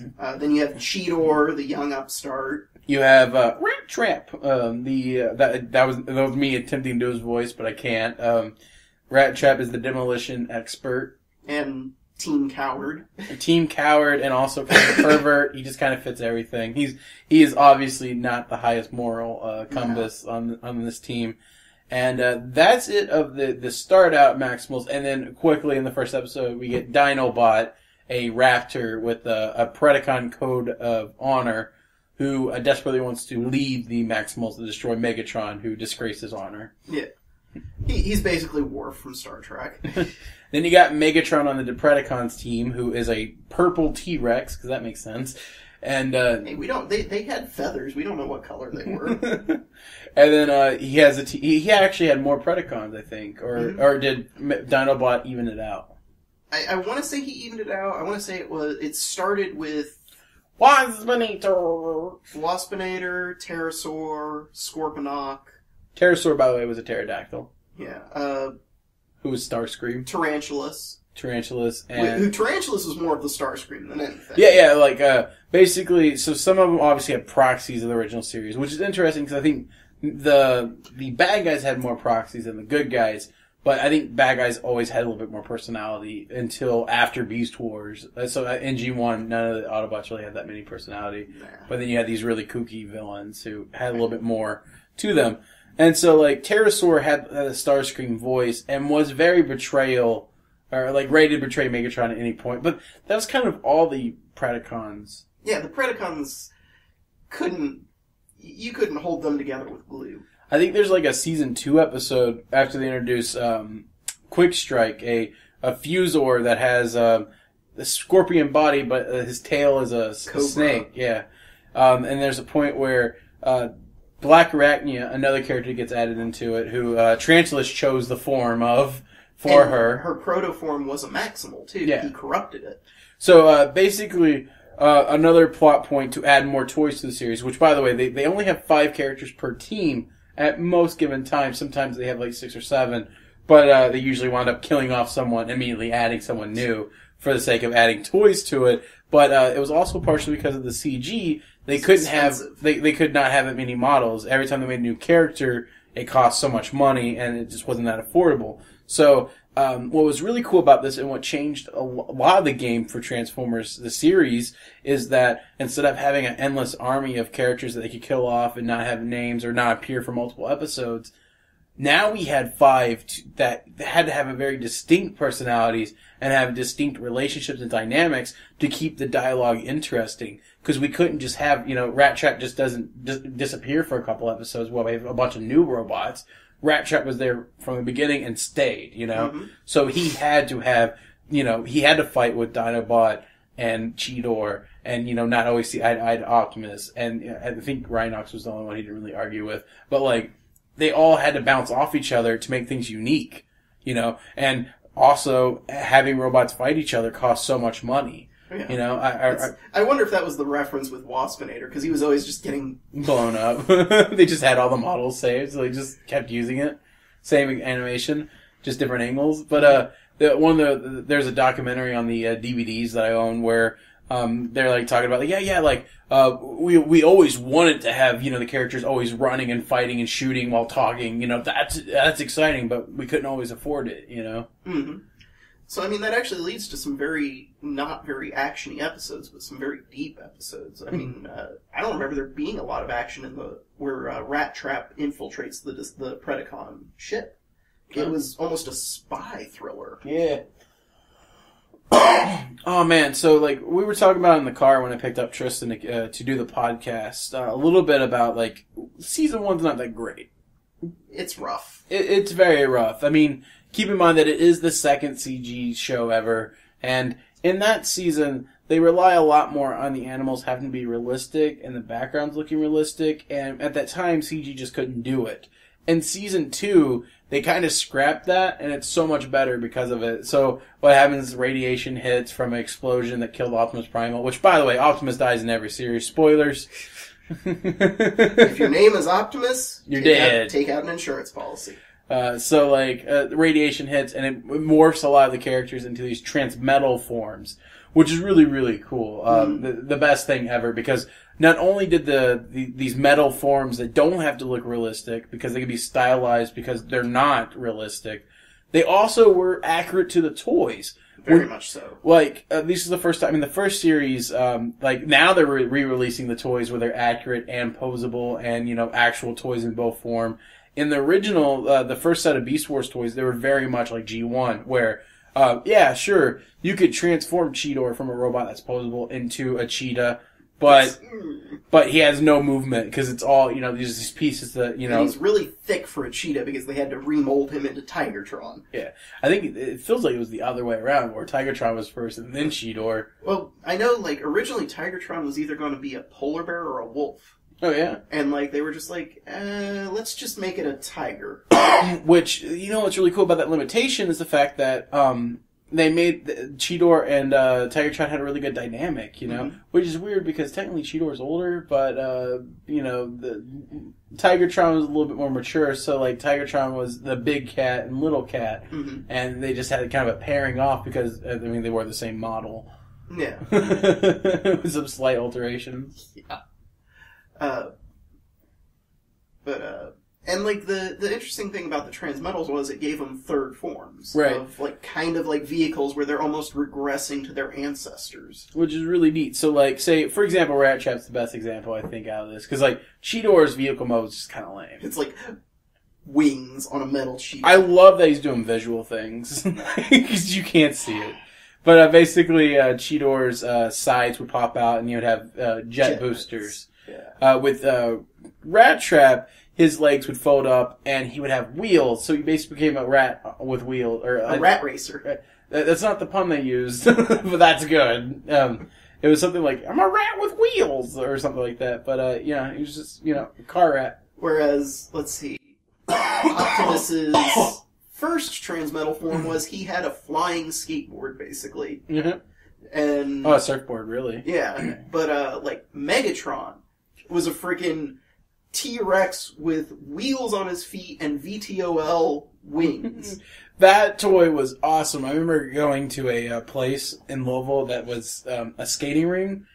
I could have just said skating ring. They called Champs, and I took that toy with me because he had skates. Yeah. Because I'm a dork at that age.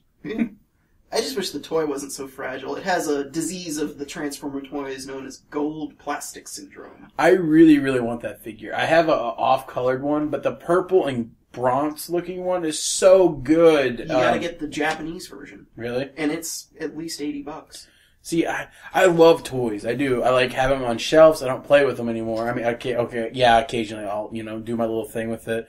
But, it's just really hard for me to spend a lot of money on it, especially since, I'm currently been talking about getting health insurance for the first time. I'm going to be an adult this year. I had none.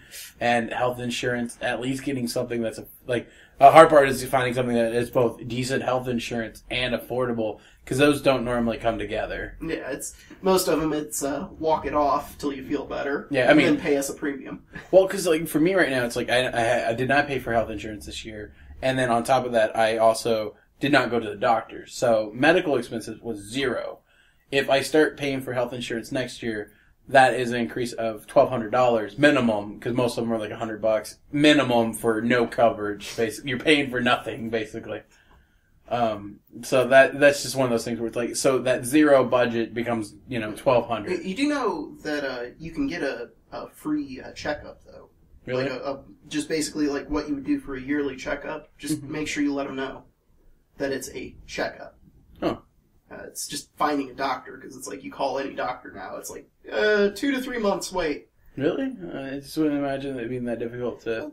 We're both the kind of person we grew up with our parents making our doctor's appointments. No, we didn't, because I did not. My mom didn't really do the doctor thing. Yeah, my mom was, now realizing how much money things cost, my mom was in the lower middle class area. At the time, I just thought my mom was just, cheap.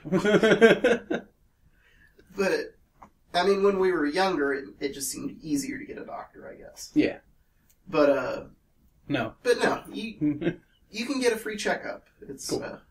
It's the law. So, as much as I want this Megatron figure, does not equal $80, No. I feel like I have a better chance of finding it for $20 or $30 at a convention or at a yard sale or anyone you find here in the U.S. at a yard sale is going to be broken at the middle, or at a flea market. Another thing to talk about is I've been trying. So I think I mentioned one podcast that I ordered some Digimon figures. I think I might have mentioned. At least I talked to you about it. Yeah. And so I ordered them. I found 2 figures for $17 a piece, and that's way too much for what I wanted. But it was one of those things where I was kind of at the moment kind of upset. I was feeling a little lonely. Not that toys make me feel less lonely, but it was one of those things where I thought it would be a pick me up, and it's become a little bit of a nightmare. Yeah, just for whatever reason I cannot get stuff mailed to me here. So apparently the UPS or USPS guy, United States Postal Service, has marked it as delivered, but it was not in front of my door. It was not in my mailbox. And apparently my apartment complex office never got it either. So it's just now I just don't have this figure. I'm talking with the guy on eBay, for it. And he's like, well, I'll call UPS and see, or USPS and see what we can do about it. I think what he wants is USPS to pay us, pay me back that so he gets to keep his money since he doesn't have his figure, which is fair. Yeah. And I get my money back since this is clearly a USPS error, And so that's a bummer, because I'm like, well, even if I get my money back, it's one of those things where it's like, well, I still want the figure, but all the ones that are on there are $50 or higher. Toys print money anymore. It's because people our age are remembering the stuff we had as kids, and people are willing to profit off of that. All I wanted was a Tentomon, the one that the wings popped up. It was show accurate. It was really nice looking, and I remember really liking it. I don't know what happened to it as a kid. Heck, it's most likely missing some pieces, but I want to say that it's probably in the attic somewhere, That or it ended up as a dog chew toy, like some of my toys. Most of mine were like that, to be honest.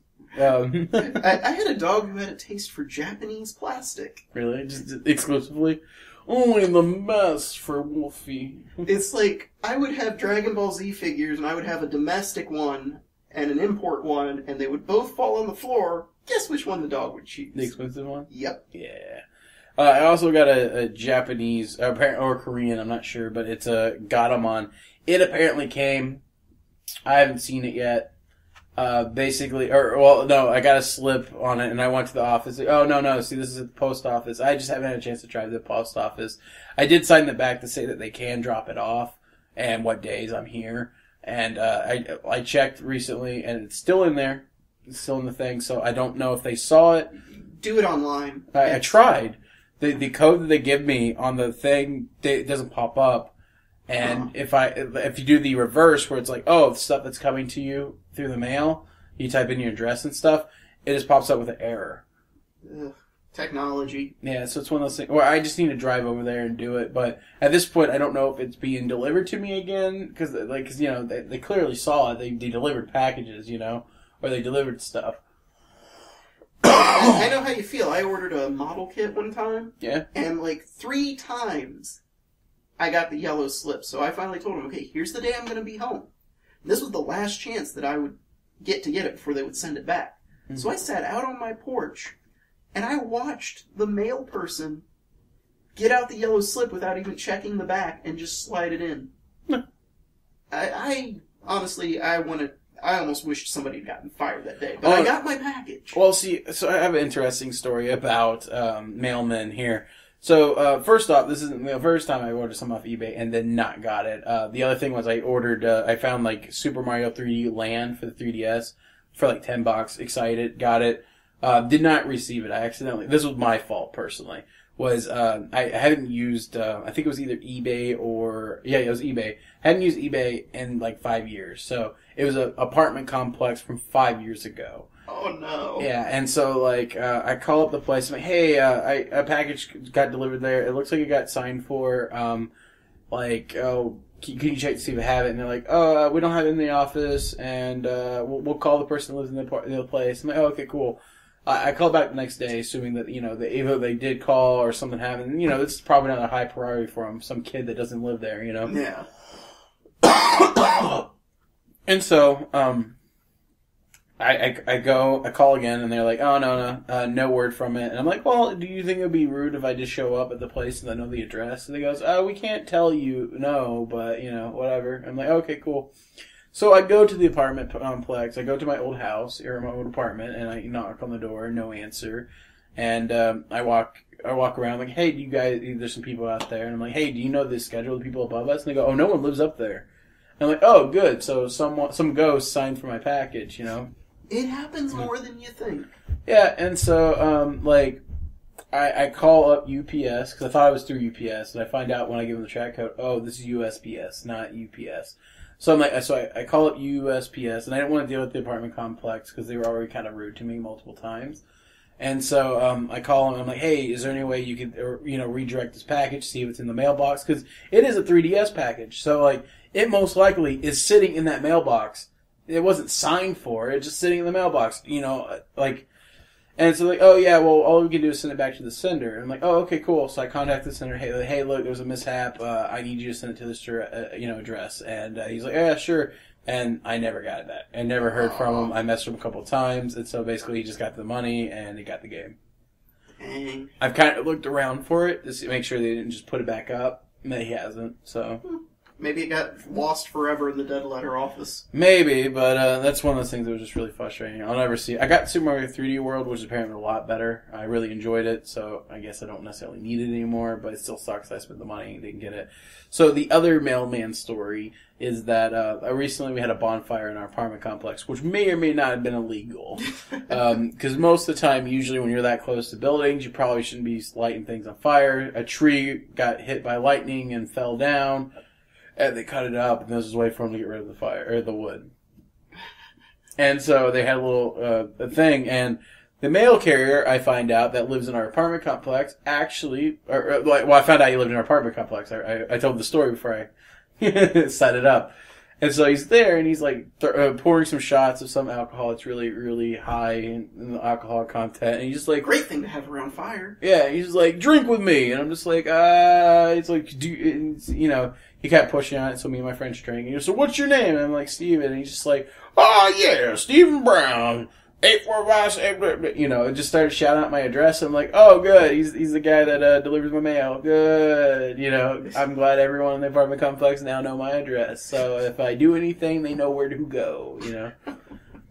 And so that's funny. That's good to know that that's the guy that's not delivering my packages. Because I always get really frustrated because I'm here. Like, it's not like they're missing me. I guess I need to start turning on the living room lights, but I'm usually in my room working on stuff, and so... Well, your mailbox is all the way out there. It's right there, you know? Oh, it's right next. Oh. Yeah, like, so it's just a small... I'm not even on the second floor anymore. Like, I understood the people, when I lived in the old Summerwood apartment, not going to the third floor without an elevator, walking up all the steps. I understand why they didn't, you know, try me. I feel sorry for every pizza, Chinese, and other food delivery service. And the times I had to come over? Nobody cares about my efforts. No, bitter nerd. Suck it. But it was one of those things where it was just, like, really frustrating that they just can't walk over and knock, you know? Uh-huh. Like, it's just right there. And then this wouldn't be a problem. Yeah. But, no, I feel ya. I mean, sometimes it's not even the mail service. I was part of the Mattel Ghostbuster Club thing. Yeah. And they basically were going to send out a free apology figure. It was just a glow-in-the-dark Slimer. I changed my address on their website. I called them and changed the address. Mm-hmm. So when I get the email notification of where it's getting sent, it's my apartment from when I first started going to college. Good. And I called them up and they're like, oh, sorry, you changed it with the wrong department. I'm like, really? I mean, I basically made the Jackie Chan what the fuck face. That's the sound I hear. I hear Jackie Chan Adventures voice when I see that image. Betty. Now that's one we could talk about on another show. Actually, right here I have the thing. I did sign the parcel notice in green Crayola marker because I didn't have anything else to write with. But, yeah, that's just really frustrating. So, like, I haven't got either figure, and you know me, how I feel bad about spending that much money on toys and didn't even get anything from it, you know? Yeah. Definitely, P.O. Box is sounding like a better and better idea. Apparently. Another thing is, today I went to Walmart. I know we're supposed to be talking about Beast Wars, but it seems like everything but... Distraction. I did get DuckTales the movie on DVD. And he's showing it to you guys. I am. This is me doing it. You can't see it because there's no camera. But, yeah, it's the movie that's basically, like, the predecessor to Aladdin. It's basically Scrooge McDuck and the gang try to find a magic lamp. I just watched it today, and it's interesting for my memory. It's still enjoyable. I like the movie. The thing is, like, the quality of animation is this weird blend between, like, television movie... no, not television movie. Like, television... You know how, like, Disney TV looks different than Disney movies. And then it's just this weird, like, hybrid of the two where it's the same, like, quality as TV animation, but with more frame rate. And it looks awkward. It does look awkward.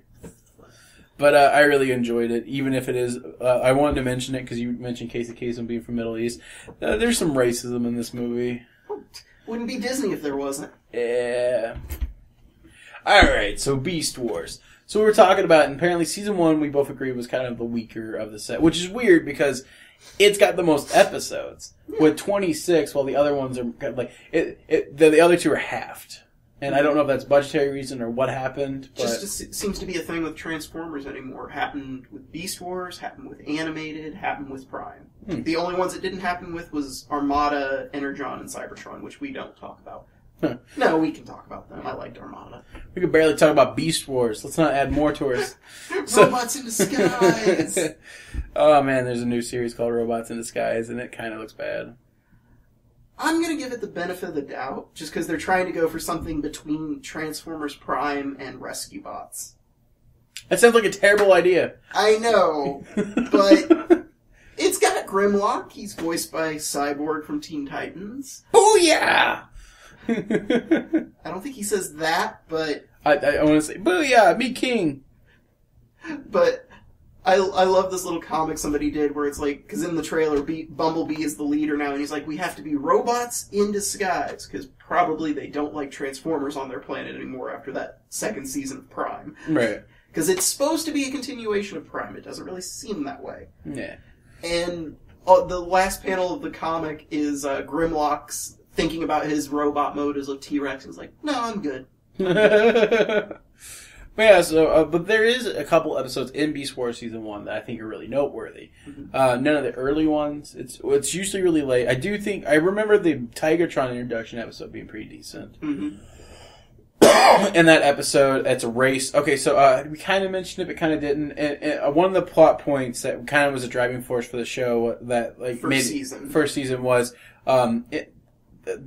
so because they're scientists, they had a bunch of protoform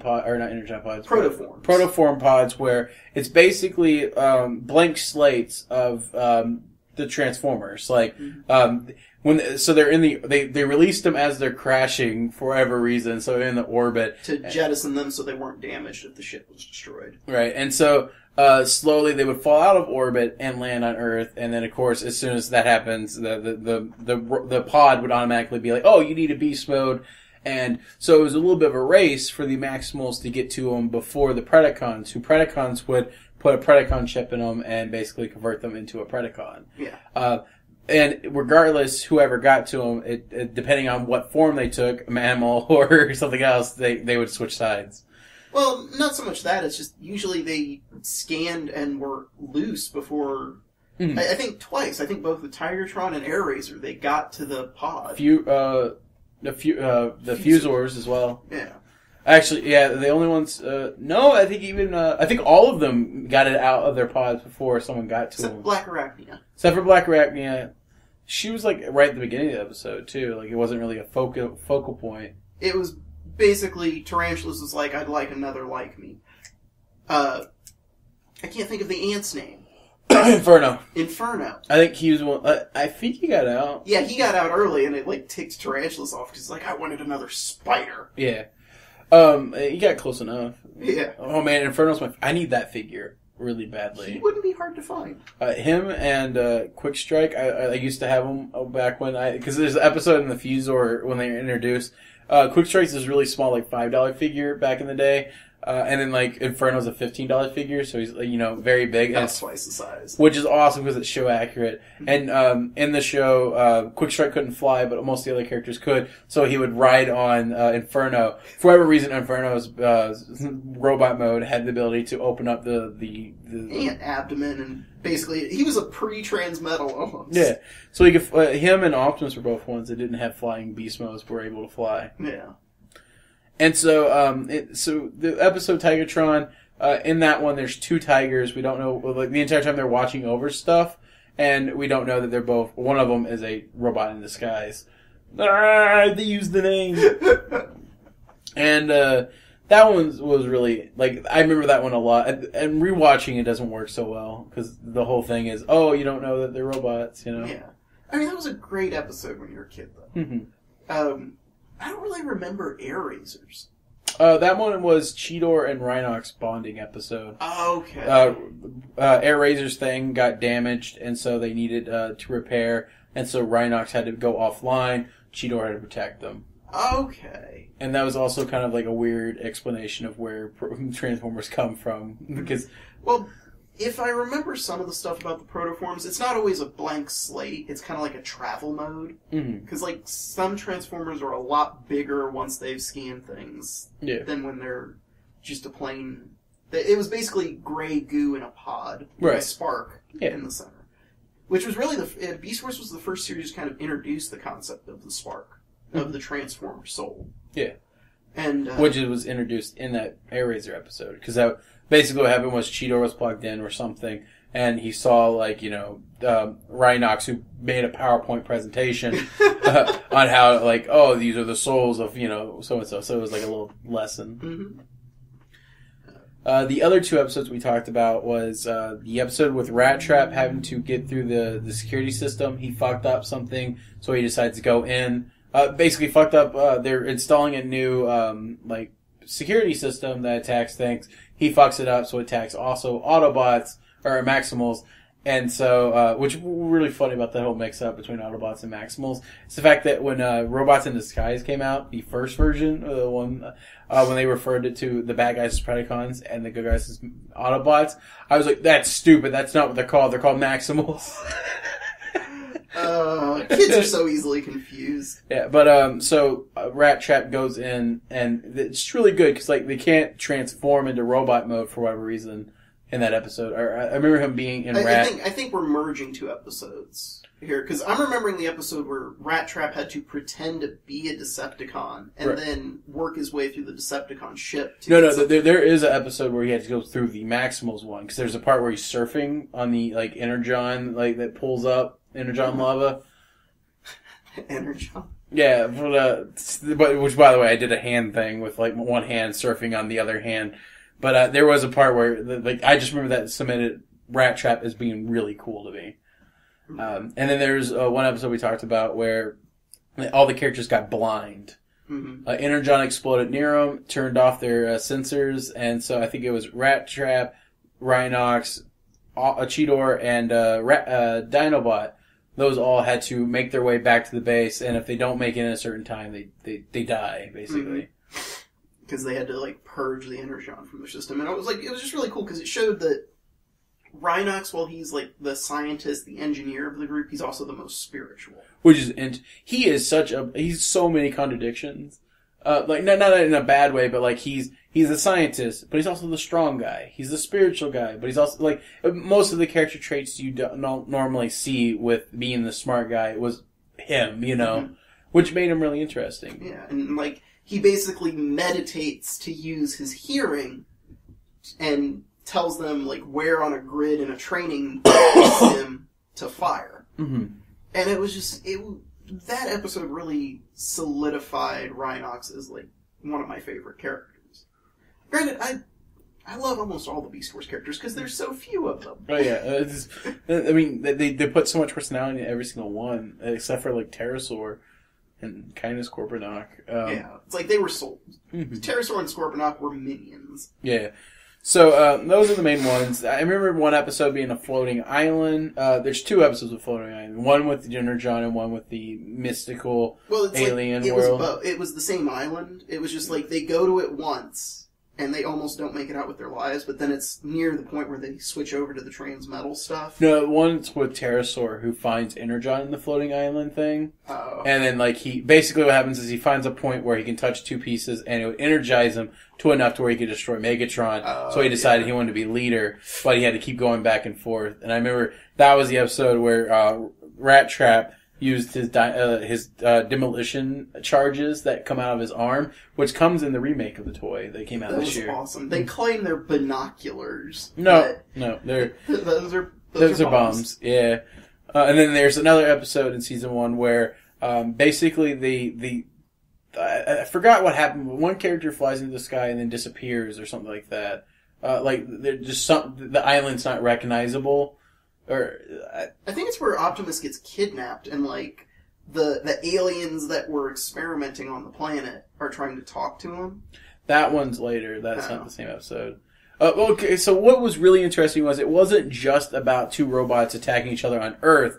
There was so many of these plot lines where they were aliens, already on Earth. So like we mentioned, there was 2 moons, and so like there's this bunch of different little threads that were slowly revealed as the series went on. So the 2 moons, one of the moons was actually a death ray made by the aliens to destroy, because apparently the planet itself was an experiment. Mm-hmm. And then there's just Stonehenge was part of the aliens. There was this floating island with a nice little pyramid tower thing that if you went in the tower, you were able to control the island. Mm-hmm. But the island did not like Transformers. It liked animals, but not robots. So you couldn't transform in that without being shot off. Yeah, and the aliens weren't expecting that. Like, the aliens seemed to know about Cybertronians. Mm-hmm. They weren't expecting ones that turned into animals. Right. And so, so that was just a reoccurring thing within the series. Now, so there's a part where Unicron makes a cameo, and the thing you're talking about is there's a plant-like thing builds around, and they're able to shoot a hole in it just temporarily, and Optimus goes in, gets captured in it, and everyone else kind of escapes, and of course Megatron's fuck it, just leave him. And so, like, the aliens try talking to him, and they're like, we just plucked something that you had great respect for out of your head. I'm like, more like great fear. Yeah. And so, like, the aliens take the form of Unicron's head, which, if you're familiar with the movie we were talking about earlier, that Unicron's the villain from the movie. Mm-hmm. And voiced by the late, great Orson Welles. Yeah. So, basically, the aliens decide, fuck it, we're gonna start over. We're gonna destroy the planet, and the only way they figure out how to stop it is that they can send a escape pod from one of the ships into, or I think there was a modified stasis pod that Tarantulas was working on, who didn't have a body at this point. Yeah, he was Tarantulas is very much the Starscream, because he gets knocked around and pulled from his body, and he's inside Black Arachnia's head for a bit. And so he's manipulating her, because he has the ability to control her, and so they're building a stasis pod to get off the island, and the Maximals find it, and of course, the Optimus decides to use the pod. He's going to jump out of it just in the nick of time, but he's going to aim it towards the second moon, destroy it. Well, turns out Tarantulas and Megatron put in a little defect where it won't open, so Optimus Prime kills himself. Yeah. This caused a chain reaction where the radiation from the explosion alters some, not all, strangely, of the characters, or kills off some of the characters. For example, Scorponok and Tarantula just fall in lava. Pterosaur. Tarantulas is already kind of dead at this point. His body's still around. Tarantulas, I forgot how he comes out of his body. I think he might have just had a psychic link with Black Arachnia, and I think she tried to off him, and it didn't work. And so, like, he has a body, but it gets transmutated. Any character that was in the stasis pod, or not stasis pod, but the stasis recovery, I forgot what it's called. If they were in the pod, they became fusors. If they were exposed... They got they transmetaled. Right, but like not the stasis pod, but what's the recovery chambers? Oh, I can't remember what they called that. Yeah, but like so, Rhinox, for example, was in that, so he didn't get mutated, and Waspinator was also in that. But then like there's a cock tease for a little bit with Pterosaur. Sorry, I don't know why I keep saying it's got the T. So Pterosaur and Scorponok start turning transmetal and then land in the lava. And so half the characters wake up after this explosion, this radiation, energon, brain thing, and all of them have new bodies. Most of them. So like, and what was interesting about this concept, which again, another pattern that like, not all the toys followed, but I noticed was, in this form, why'd you turn on the Wii remote? I stepped on it, sorry. Why are you stepping on my controllers? But go on. No, it's okay, man. The Transmetals had organic robot modes and metal beast modes. At least some of the parts. Like, for example... Oh, no, it was metal. They had robotic animal modes, but their robot modes actually had hints of organic. Like, Cheetor had fur on his chest, and... Rattrap had a brain. That was weird. Well, he had a brain originally. He did, but I mean, like, it was more organic, you know? Yeah. And then, like, so, like, Megatron had scales, and which had a face in his chest, was weird. That was bizarre. It was cool looking, but nothing warranted it, you know? Rule of cool. Yeah, and then, I think Tarantulas had kind of spider-looking stuff. Yeah, he had, like, kind of like organic plates in his robot mode, so he kind of inverted them a little bit. While we're talking about differences, so you had Fusors, who had two beasts in one mode. So, like, there was only two within the show. Lots of them in the toy line. But, like, Silverbolt, one of my favorite characters, was introduced. And he is a wolf. Just imagine a wolf body. And then replace the front legs with talons. And then give him, wings of an eagle. And then tail of an eagle. And then you have Quick Strike, which I described as a scorpion with a cobra for a tail. Mm-hmm. And then there's also Transmetal 2s. Which is introduced late in Season 2. And only like two characters were that. But Cheetor and Megatron, really. No, Black Arachnia. And the clone of... that one makes no sense. He should technically not be a Transmetal 2. He was built... No, we're talking about Dinobot? Yeah. Oh, and I was talking about Tiger Hulk. Oh, no. He was something else. He's technically, well, in the toy line, he was Transmetal too. Yeah. So what Transmetal 2's was they lost the vehicle mode, the third mode, but they're supposed to be the most powerful form of the Transformers. So, for example, Cheetor still was able to go Mach speeds because instead of having blasters pop out of his side, he had a rocket on his back. Yeah, which was turned into his gun, which I lost a lot. Everybody did. Because it snapped on and off, which doesn't quite... It would have been something different today, I'm sure. And then, let's see, Dinobot, he didn't really have any special abilities. Black Arachnia had special abilities, but it wasn't because she was Transmetal too. They only used him like twice. Mm-hmm. And Tigerhawk kind of had 2 modes, or 3 modes, though. So he's so weird. Yeah, well, Tigerhawk is... Was he second season, or are we already... No, he's third. He's third. We basically... Nothing like the episodes got a lot more entertaining in season 2. Not only did the show look better, they already established all the characters. They were adding new ones, and it just a lot of dynamic. And then they started really having overarching plots. The first season not really didn't have it. They were episodic, and then after season 2, it just every episode kind of added on to a new thing. So like season 2, basically it results in the reveal that they are on prehistoric Earth. Not only are they on... for the most part, it doesn't get confirmed until like the end of season 2, or at least early season 1, or season 3. They find the Ark. The ship of the Okay, so at the end of season 2, yeah. Crashed, and like, I love the comment when they find it. Rhinox is like, die-cast construction. It's a lost Ark. And, basically, Megatron decides, okay, I'm going to destroy the ancestors. And so he blasts Optimus Prime in the face. And so all the Maximals start disappearing. So to save themselves... Optimus Prime, which by the way came back, we mentioned he dead and didn't tell him how he came back. The spiritualist that is Rhinox decides to... there's a really good line with Rat Trap. It is basically... So keep in mind that at the end of season 1, their leader died. There's more Predacons than there is Maximals. Rhinox is still knocked out, and then as soon as he comes to, he's like, I gotta go do something.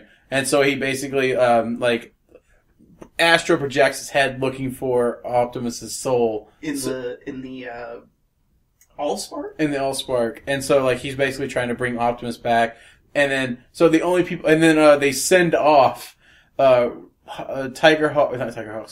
Tigertron and Air on a mission to look to see if any of the pods have fell from the sky since there's such an explosion. Mm-hmm. And so that leaves them with, by the way, so Cheetor's bringing back an entire herd of Predacons, including the newly born or brought to life Silverbolt and Quickstrike, who Silverbolt this time thinks he's a Predacon because that's what he was told. Doesn't quite like the practices, but that's just, he doesn't know any better. So, there's 6 Predacons coming toward him, and only people that's left right now is Rat Trap and Dinobot, and I guess Cheetor with, bringing the Predacons home.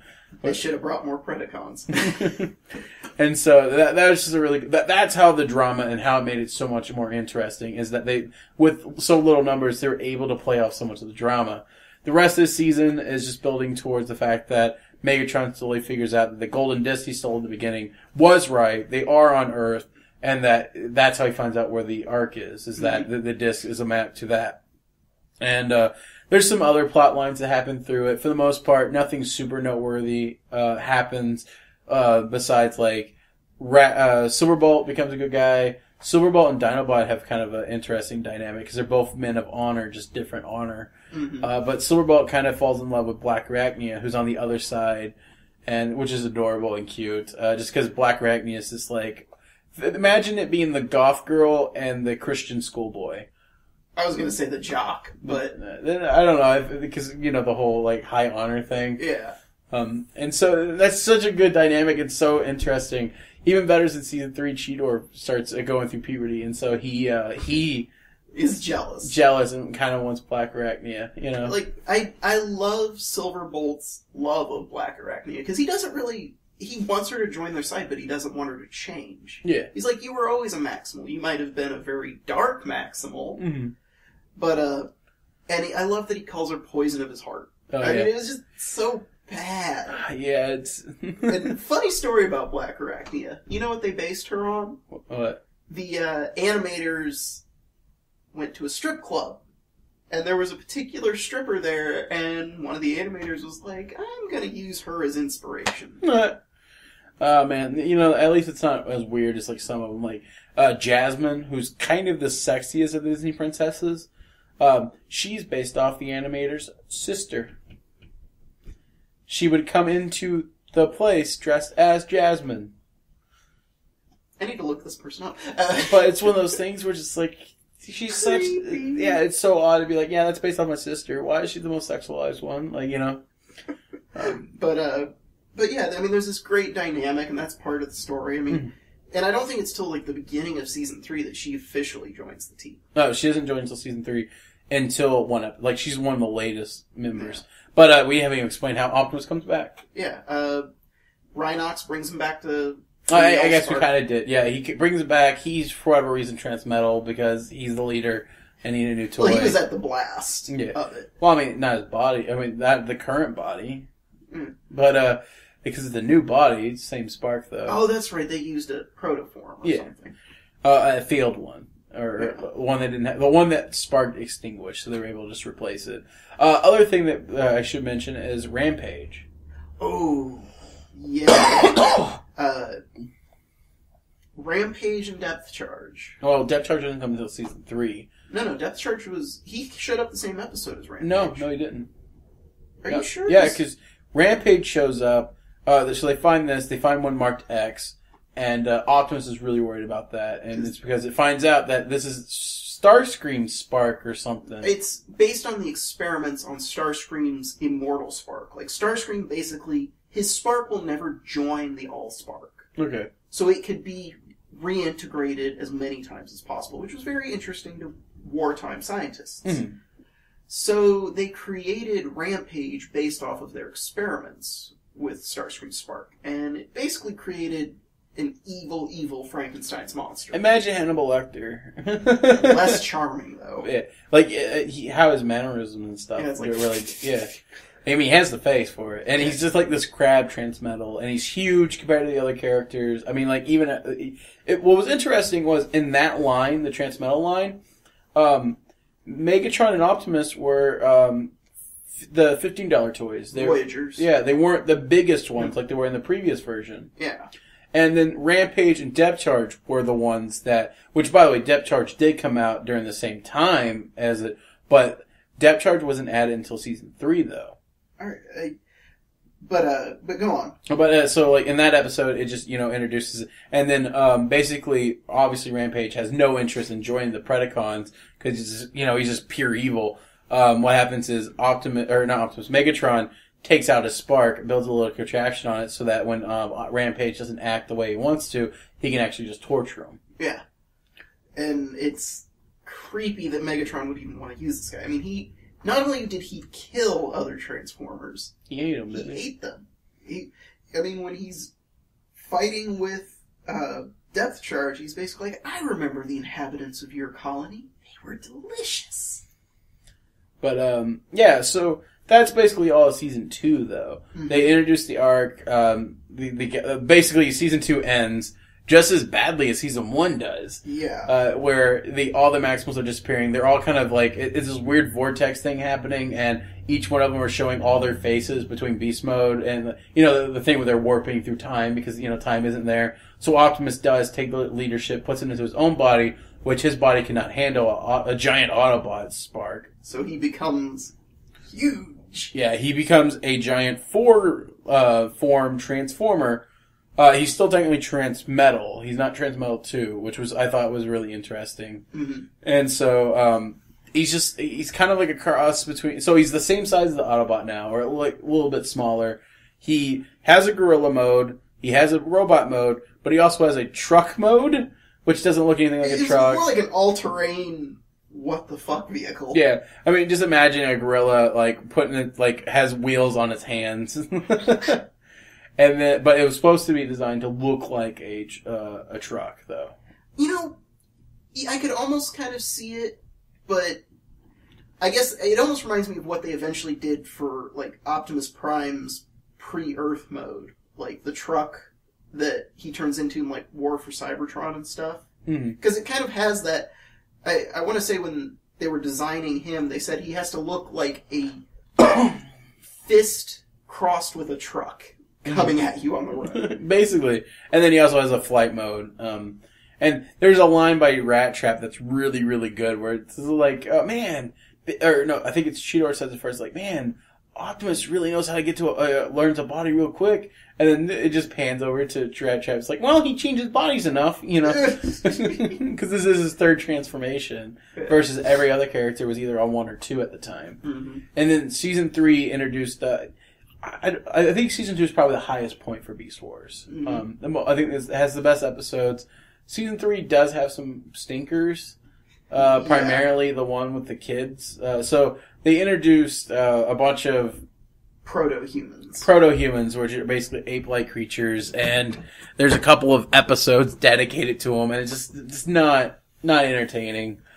I think it might have been Season 2, though. Doesn't Dinobot die in Season 2? I want to say it's early in Season 3.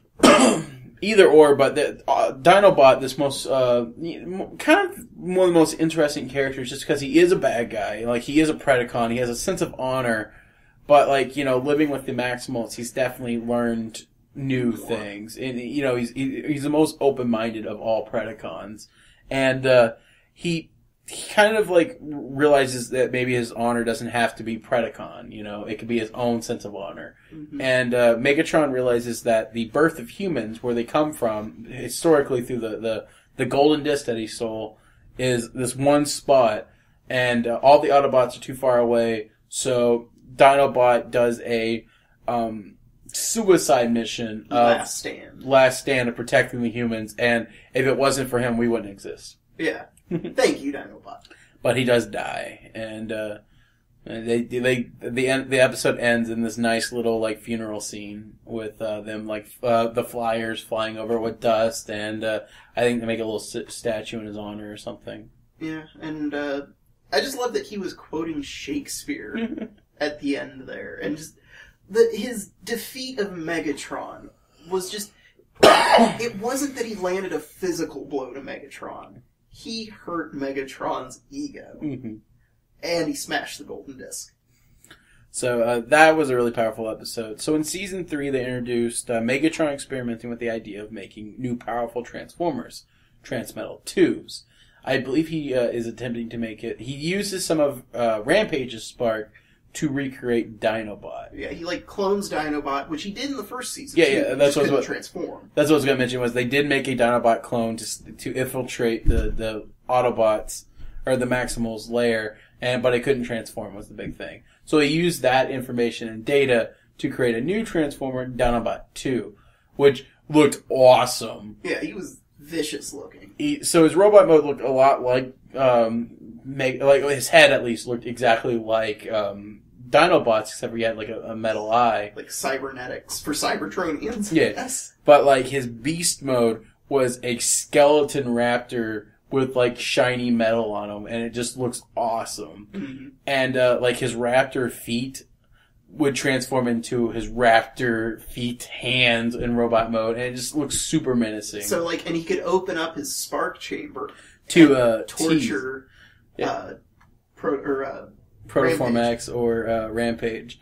It also introduced Depth Charge, who came in. I know it's got to be Season 3 because I remember it, and because there's a scene with that's in the intro with Cheetor gets knocked into the ocean right when Depth Charge appears, and Depth Charge turns into a nice little stingray. Mm-hmm. Transmetal stingray with a flight mode. For whatever reason. Again, the show doesn't really give many reasons for why... Rampage turns into a tank from a crab, so... Well, not that. I meant more like why is he a transmetal. Yeah.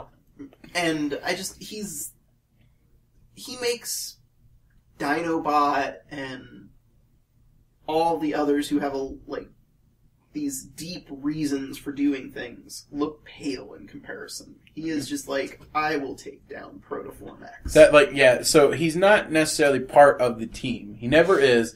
He only has one mission. He wants to take down Rampage, and that's it. Mm-hmm. as soon as he takes him down and captures him or destroys him, he's out of there. And so that was a really interesting dynamic, especially since we just lost Dinobot, who was always like in the story mode. It's not a video game. Main story. And the main story was always kind of like this, the contrasting piece to the puzzle because, like, you know, could we trust the ex-Predacon? He swatched sides enough. Mm-hmm. But, I mean, every character did at one point, except for Optimus and Cheetor. And, Cheetor becomes... sorry, I'm dying over here. Cheetor becomes Transmetal. Yeah, he gets exposed to the Transmetal driver. Like, it was something left over from the explosion from the Season 1, Season 2 thing. No, I think it's from the... So... The aliens. It is the aliens, but in Season 2, something that does happen is Tigatron and Air Razor gets abducted, basically. They just disappear, and so... everyone goes towards that, where they last stand, and they find, like, this base, for the aliens. And, basically, what was really cool was, one of the pros of being a Transmetal is that the base automatically, like, shot out this, alarm that took out anyone that wasn't Transmetal. Interesting. Yeah. So, like, you know, Rhinox and Walsman got taken out. And so, basically, this ship base thing, Megatron gets control of and is trying to destroy things with, because he could, you know, they're able to stop him, of course, and take him down. While they destroy it, he takes this driver off screen from it. Mm-hmm. You can tell it's been a while since I've watched the whole series. Same.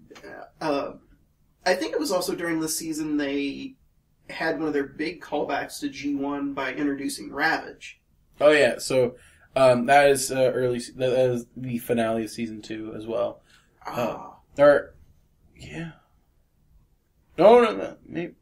But basically, Cheetor's Transmetal form gets duplicated again. This time, not Tigatron, but Ravage from G1, who turned into a cassette, which is basically a Decepticon that was like more like modified or whatever into a Predacon. And he, instead of having a beast mode, he does turn into a cassette, which had the original Transformer. And basically, when he wanted to control his ship, he would turn the cassette and go into the cassette player. And played music. He played heavy metal. But in his robot mode, he had a panther head. And a Russian accent. Yeah, no weird Russian accent. But, I don't know, that wasn't really super important. I thought it happened in Season 3. It's so weird. No, you're right. No, that was it. Yeah, that might have been the finale, because... so anyways, what happens towards the end, after everything is, Cheetor becomes Transmetal 2, because he tries to stop the operation with making Dinobot, and he slowly kind of becomes it. Like werewolves into it. Right. And, so next up, Black Arachnia tries to get the driver, because she wants to become Transmetal, because she knows that that's the most powerful form.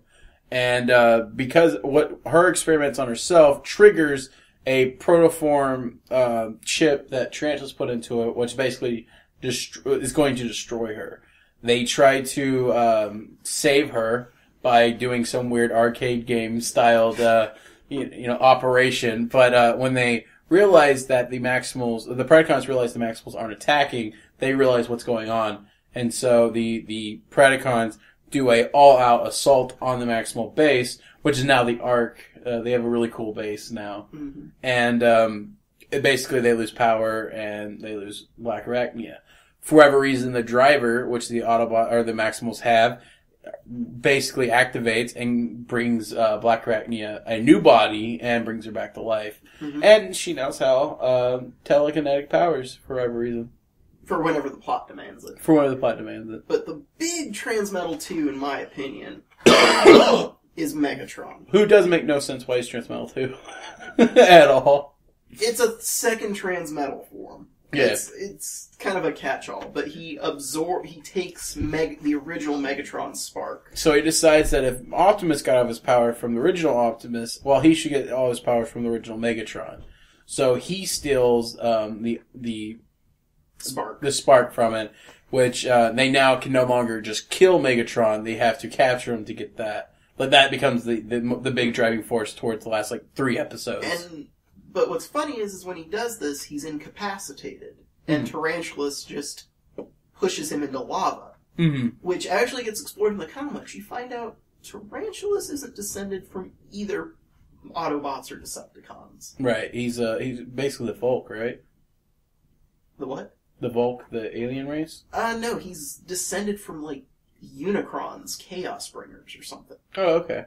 And it was a really cool idea. It kind of got over... Like, the comics went all over the place. I mean, like, in the show, it's definitely implied that he's not. It even says so. He's like, I'm not Maximal or Predacon, you know? I'm out for myself. Yeah.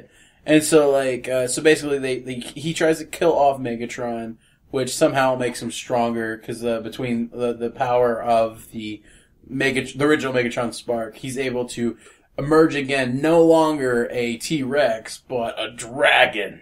Badass looking dragon, I might add. He is pretty cool. Like, the CG was just perfect. He looked worse in robot mode, in my opinion. A little bit. Well, because he's all red. Because keep in mind that, like, so far his color scheme has always been working with purple. Mm-hmm. You know, the first one, he was just pure monochromatic purple. The second one, he was purple and gold, bronze, brown, you know, color. And that worked really well. And then now he's completely red, except for... Purple face, and it just seems really odd. It looks like he's in a suit of armor, almost. Yeah. He also has a ponytail thing going on, because that's where the tail was. Well, no, his tail was part of his arm, too. Wasn't it? Yeah. I just remember there being he had regular arm dragon head. Yeah. I was getting my toy ends mixed up. But yeah, he did have a dragon ponytail. Yeah. So basically, the new mission now is that, because Optimus gave back the Spark after he defeated Megatron, but he still kept his big form. Megatron had no interest in, giving back. It was a bulletproof vest. They couldn't touch it. He also had ice powers, too, for some reason. I don't remember that. Yeah, he could switch between fire breath and ice breath. That's neat. Yeah. He only used the ice breath, like, once. Yeah. It explains the blue repaint they did. Mm-hmm.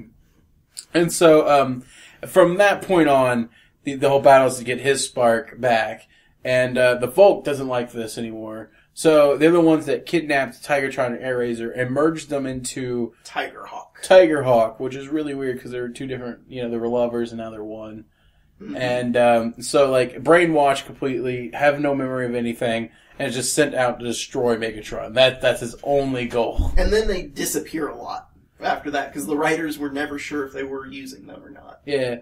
So basically that's it. I mean, like, Tigerhawk comes back, does some damage, has weather powers, because this is the season for everyone to have multiple powers besides their alien, their forms. I mean, you think about Megatron had ice powers, Black Arachnia had the telekinesis, and then you have the weather powers with Tigerhawk. But I love the ending, except for one thing where there was an episode they planned. Okay. Where it was Rat Trap found kind of the imprint, or basically Dinobot memory. Mm-hmm. And he thought, maybe I can get the old Dinobot back by introducing these to the Dinobot clone. Right. And it actually makes the final episode make a lot more sense. Because during the fight between Optimus and Megatron, the Dinobot clone gets rattled for some reason. Mm-hmm. And suddenly he remembers himself as Dinobot. And actually helps save Optimus and help him defeat Megatron, and then sacrifices himself. I don't remember that really being too confusing as a kid. I just went with it. I'm just like, he remembers himself now. But yeah, if they added an episode with that would be really good. Actually, they told him they couldn't do it because it was too dark of an episode. I'm like, it got pretty dark this season.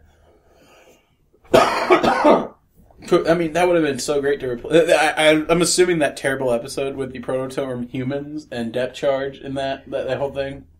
Because, like, there's an episode where Cheetor and, I think, Rat Trap and Depth Charge are trying to teach the Proton humans how to hunt.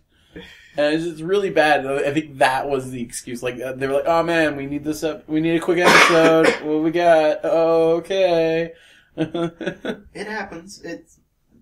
Sometimes you gotta make do with what the episode count you're given. Yeah. So, it ends, they subdue Megatron, They tie him to the back of their ship. I love that you just jump past like the actual battles or anything that goes on. It ends. That's fine. Because it's an awesome battle, and I don't want to spoil any of the particulars. Okay, so basically they take out Megatron's original Megatron Spark from his thing, and they do lock him up on top. By the way, everyone dies in this finale. Basically, there's only like 5 people that survive, not counting Megatron.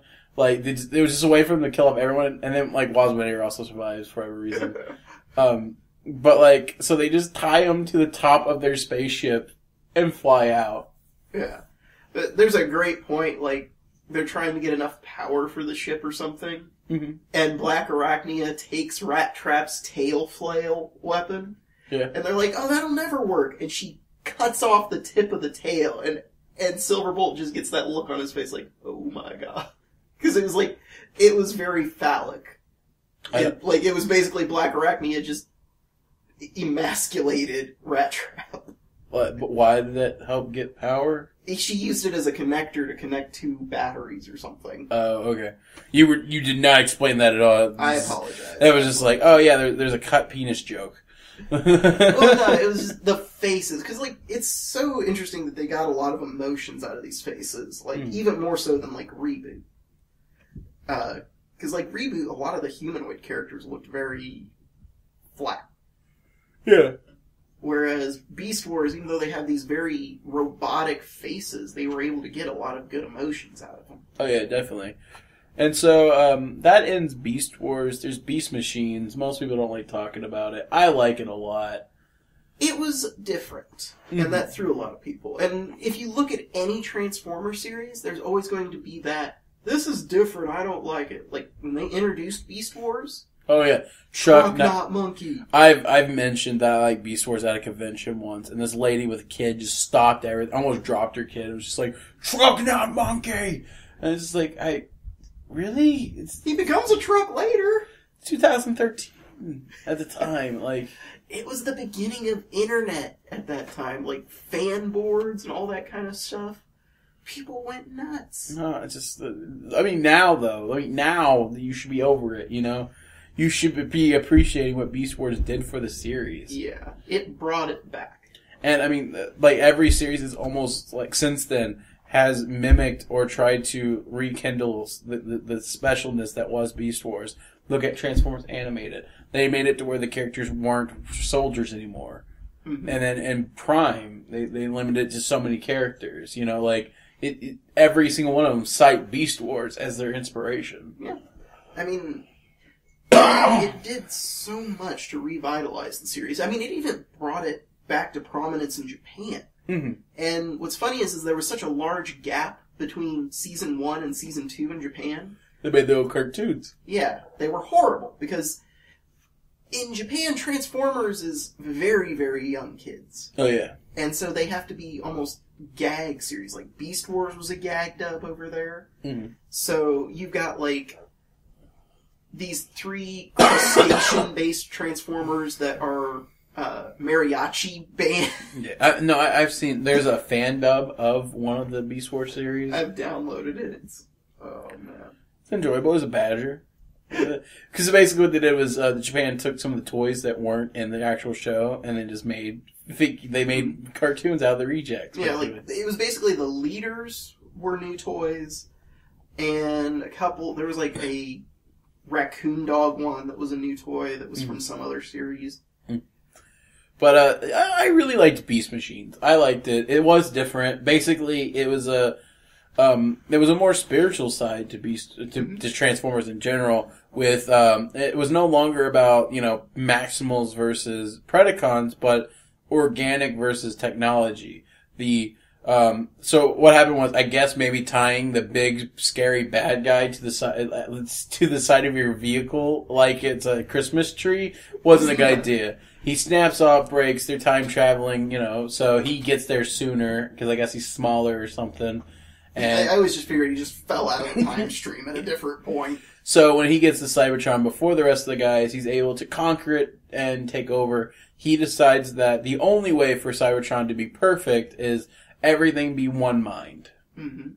And Which, by the way, I always thought it'd be really cool if Sonic the Hedgehog wanted to do something cool. If Robotnik was a guy that wanted to make perfection, so much so that he's trying to roboticize stuff because if things were less chaotic, things would be more perfect. Like, in a way, he's a hero to himself. Well, that's a lot of what they do in the comics. Is it? In the Sonic comics, Robotnik's a germaphobe. Okay. So that's why he wants everything to be a robot.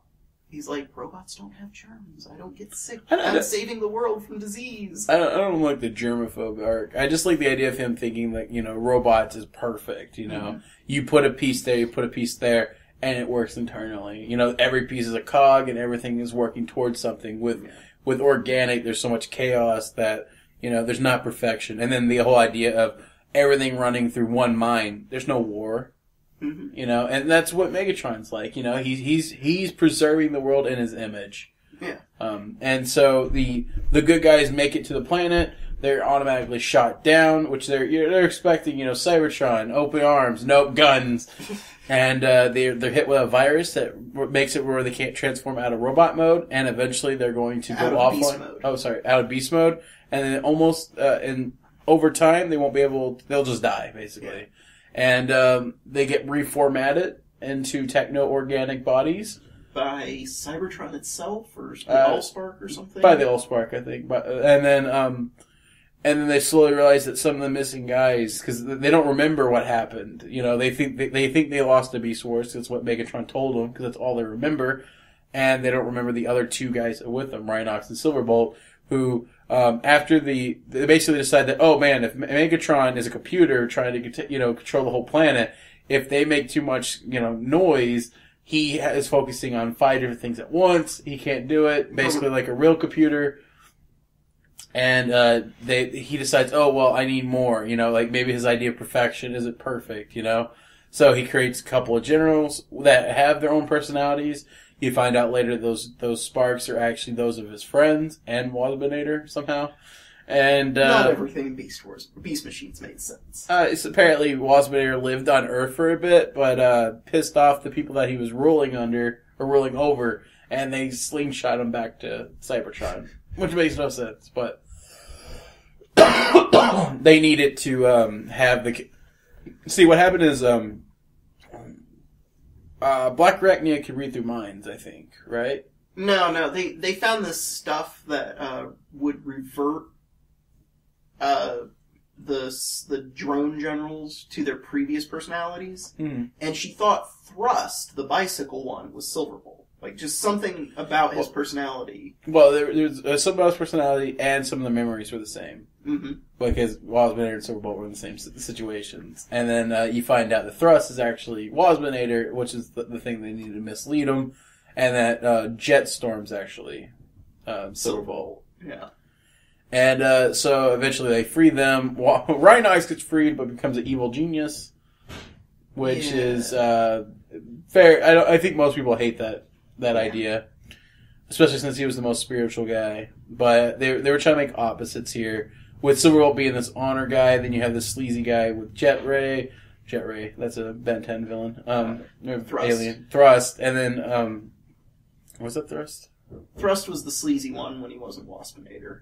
Well, I was referring to Silverbolt. Oh. Jetstorm. Yeah, Jetstorm. Well, Jetstorm was just, he reveled in battle. Yeah. It was bloodlust. Right. And which is something that Silverbolt never enjoyed. And, like, when Silverbolt came back, which, keep in mind, in Beast Wars, he was like Adam West. Then in Beast Machines, he's more like the Dark Knight, where he's witnessed, all these, like, evil deeds that he did, and he enjoyed them. And so basically, Megatron took away his honor. Mm-hmm. And then we get into, what was it, the Savage, or whatever?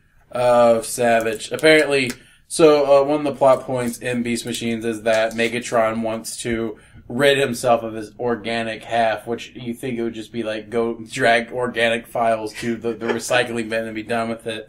So, to do this, he creates a second body that's nothing but his beast mode, who gets sentient. It's kind of dumb. Yeah, and like, for some reason it had a wolf mode and a dragon mode. Right. And like, I kind of like the idea that he was using Silverbolt's original form as kind of an experiment. But I can see that. Like, he was trying to purge Silverbolt of his organic nature and only got half of it. Right, because like, the full name of the character was Noble Savage. Noble being the wolf and Savage being the dragon, which, Megatron's form was the dragon. And basically that's around it. There's not really much to go on with that. It was very bare, Cybertron was, because the CG wasn't there. Mm-hmm. And so it was one of those things where, I think, you explained it best to me one time, was the show itself had high expectations. It's the first Transformers series to actually have an ending written when it started. But it just didn't have the budget to maintain the story that it wanted.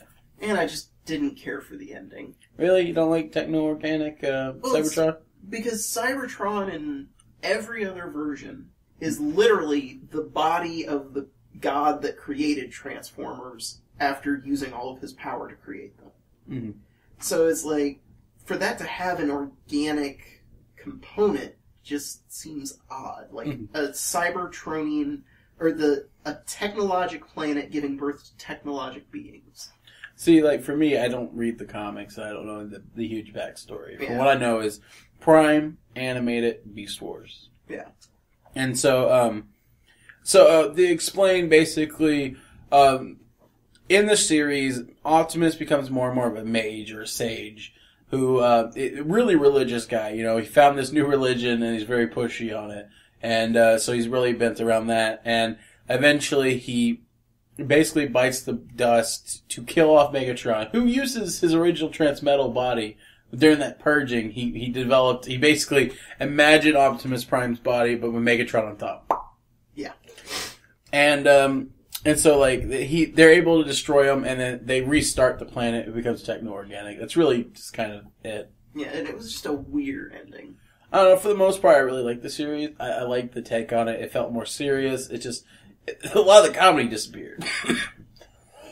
A lot of the comedy disappeared. You just had, like, complete 180s of established characters' personalities.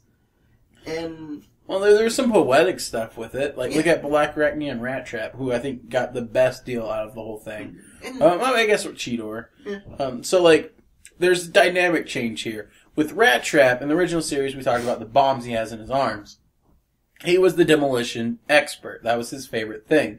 When in Beast Machines, he was the last one to learn how to transform in his new body, because they had to learn. They couldn't just do it. And when he did transform, which, by the way, throughout the whole, like, 6 or 7 episodes it took him to transform, which was a lot of time, to be honest, but he didn't have weapons, and he was considered the weakest. Everyone was complaining about how they always had to protect Rat Trap because he couldn't transform, and then when he transforms, he has no weapons.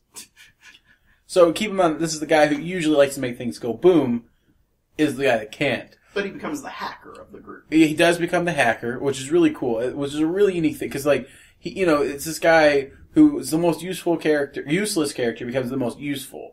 He finds out that his tail can connect to any computer system there, and he's also the guy that kind of figures out a lot of this stuff, like the fact that the Viacons can't track them if they're in their beast mode. Because before that, they freely transformed and couldn't understand why the robots kept attacking them, And they also gave him a love interest. They introduced the first plant transformer, Botanica. Yeah, that was something interesting. Well, I mean, it makes sense that any organic form would shield a robot. Mm-hmm. Well, so that's something to bring up, is the fact that, so the plot of Beast Machines is that they were destined to do the Beast Wars because they were the ones that were supposed to bring the organic back to Cybertron. Uh-huh. And I don't consider their beast modes as organic. Like, I guess that they could be made out of organic, but I felt like it was just a shell. It's a really weird... Well, in the way they transformed, there was no transformation. It was a burst of light. In the techno-organic forms, in Beast Machines. But, I mean, from Beast Wars. Yeah, and it also brings up the idea, like, there's always been animal transformers. Mm-hmm. And it's just weird that it took them having to have a realistic animal shell to bring organic back to Cybertron. Yeah. So, definitely Beast Machines is flawed. I still enjoy it. I'll still pop it in occasionally. Even though the techno music they use for it's really repetitive. It's a really repetitive show. It It's I enjoy it, but it's not good. Let's just say that. And as long as we don't talk about Mr. Emo Hair Bat, I think. Oh god, Night Scream was terrible. So 2 other changes I wanted to mention, but we got derailed a little bit. Was Cheetor became from rookie to hero, like seasoned veteran. He became a seasoned veteran. He became mature, and he became the new leader of the team when Optimus was disposed of because of being crazy. And then the other thing I wanted to mention real quick was Black Arachne and Silverbolt swapped roles. In the original series, Silverbolt was a good guy trying to bring the good in the bad girl, and this was vice versa. She was trying to bring the bad guy back to being good, and that's really cool. Mm-hmm. But so with Cheetor becoming the leader, they had to bring in a new kid-relatable character. Night Scream.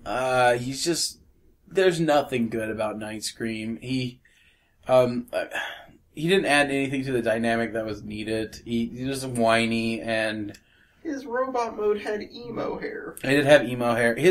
So this is one thing. I don't like any of their robot modes. I think they all look ugly, but their beast modes are so well designed. I like Black Arachne's robot mode.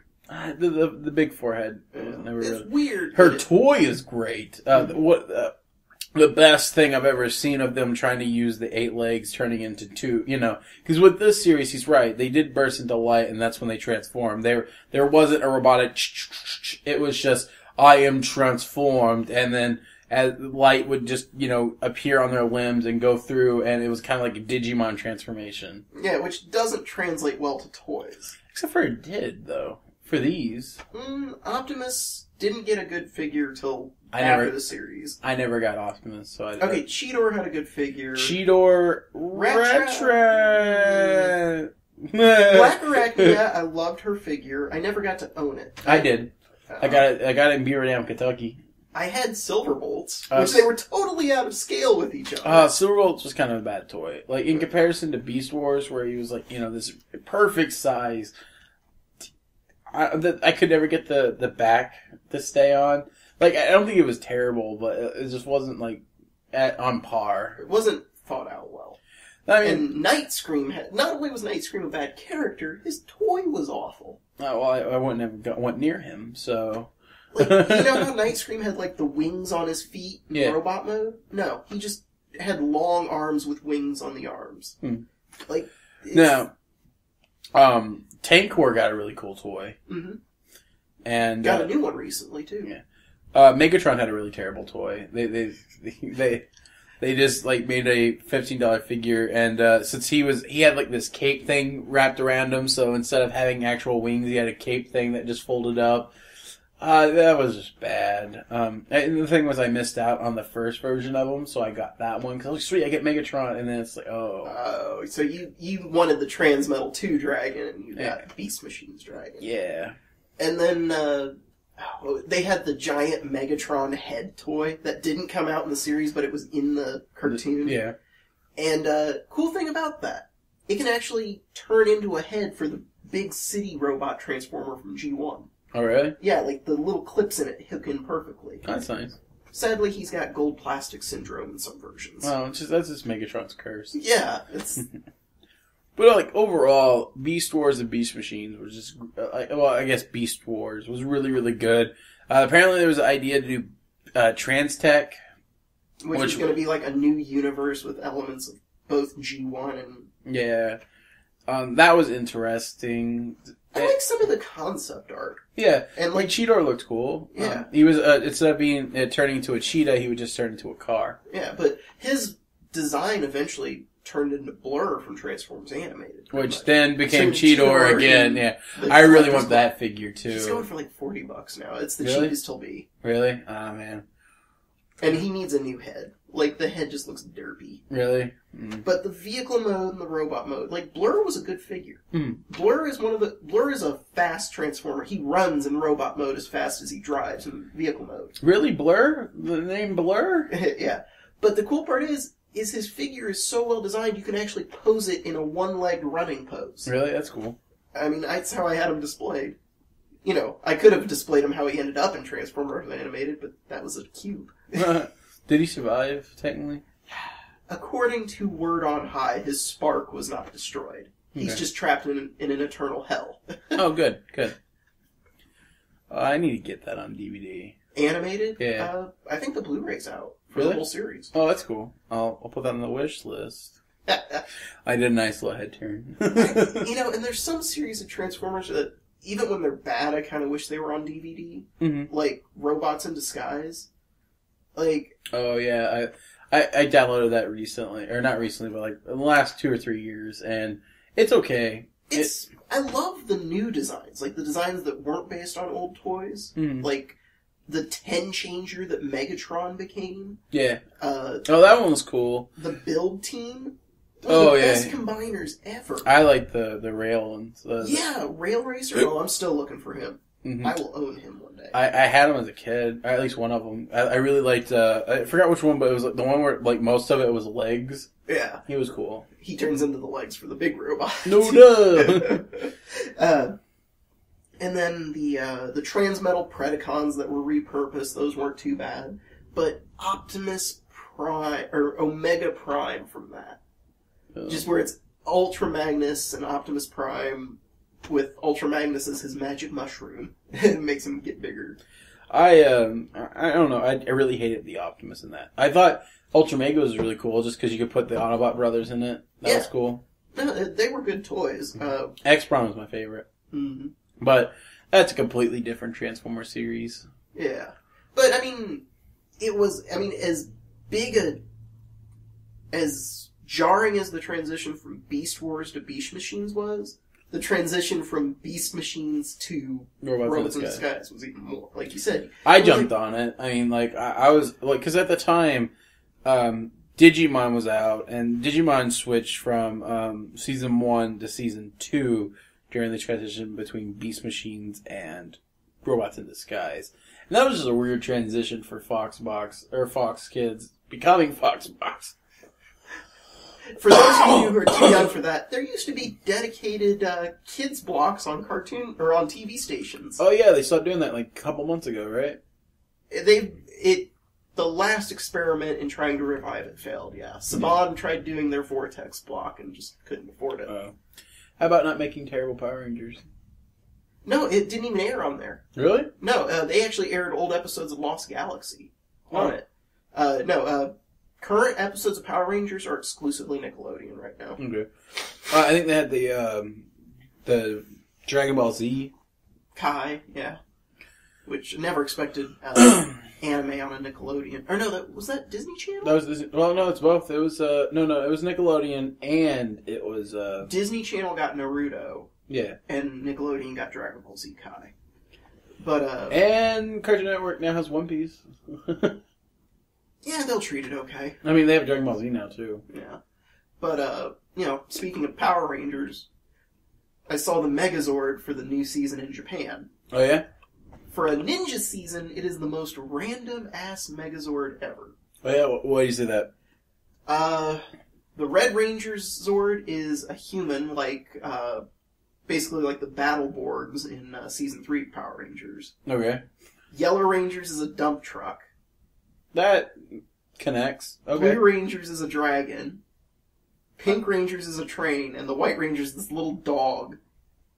And I'm just like... What's the theme? Ninjas! No, I mean, what's the theme with the Megazord? Well, what's interesting is any of them can be the centerpiece, and it changes the head. Kind of like Power Rangers Zeo. Okay.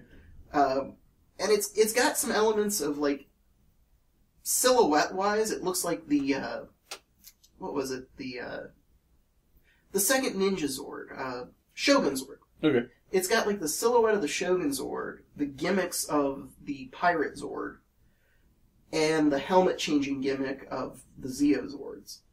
So and considering this will be it'll air during the 40th anniversary of Super Sentai in Japan. Yeah. Maybe it's random because they're trying to reference everything. It could be. That's odd.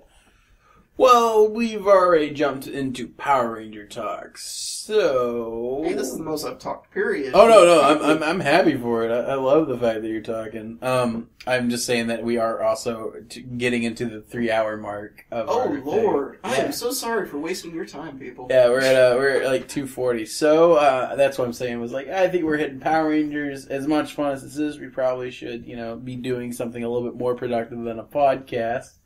Productcast. And so let's end this off with us talking about what we're working on, or like how we can reach each other, stuff like that. Well, you guys know I'm the Bitter Nerd on Twitter. Alright, did you officially change that? It's how people can find me. It's my official name. I just can't change the little @ thing. You can change that. I keep trying. I'm gonna... Oh, we'll do that as soon as we click off recording. Alright, but you can still search for me as the Bitter Nerd. And I'm on Steven's friends list, or whatever that is. I know you can check followers and whatnot. For me, I got 2 Five Nights at Freddy videos I'm going to try to pump out today. Or not today, but this week. I most likely have a Yo Mama video that I need to work on. I haven't got it just yet. Let's see here. So yeah, D-Live and D-Live. I think I found out his name is D-Live. I've been calling him D-Live the entire time. Absolutely wrong. And, I gotta get Wade's out, both of those. I'm still in the process of getting the animatic for Try Hard Ninjas music video, which I'm doing. And, he actually wants to be on the podcast. For whatever reason, really? he's very adamant about wanting to be on it. And I was like, oh, that's cool. I'm definitely down. It'd be great to have a guest. I know, but it's just insane that, someone that, has talent and wants to be on my podcast. Oh, thanks. that was a hurt on both of us. My talent is filling a chair. Yes, it is. You do it so well. That's what a high five looks like. Really? Not like this? So, apologize if that broke your ears. So yeah, let's see here. So, there's also, last week, I've animated my last episode of Flagon. Oh, cool. Yeah, that one was, I did that in 24 hours. That was exciting. 3 minutes. It was the longest episode, and I did it in the shortest time.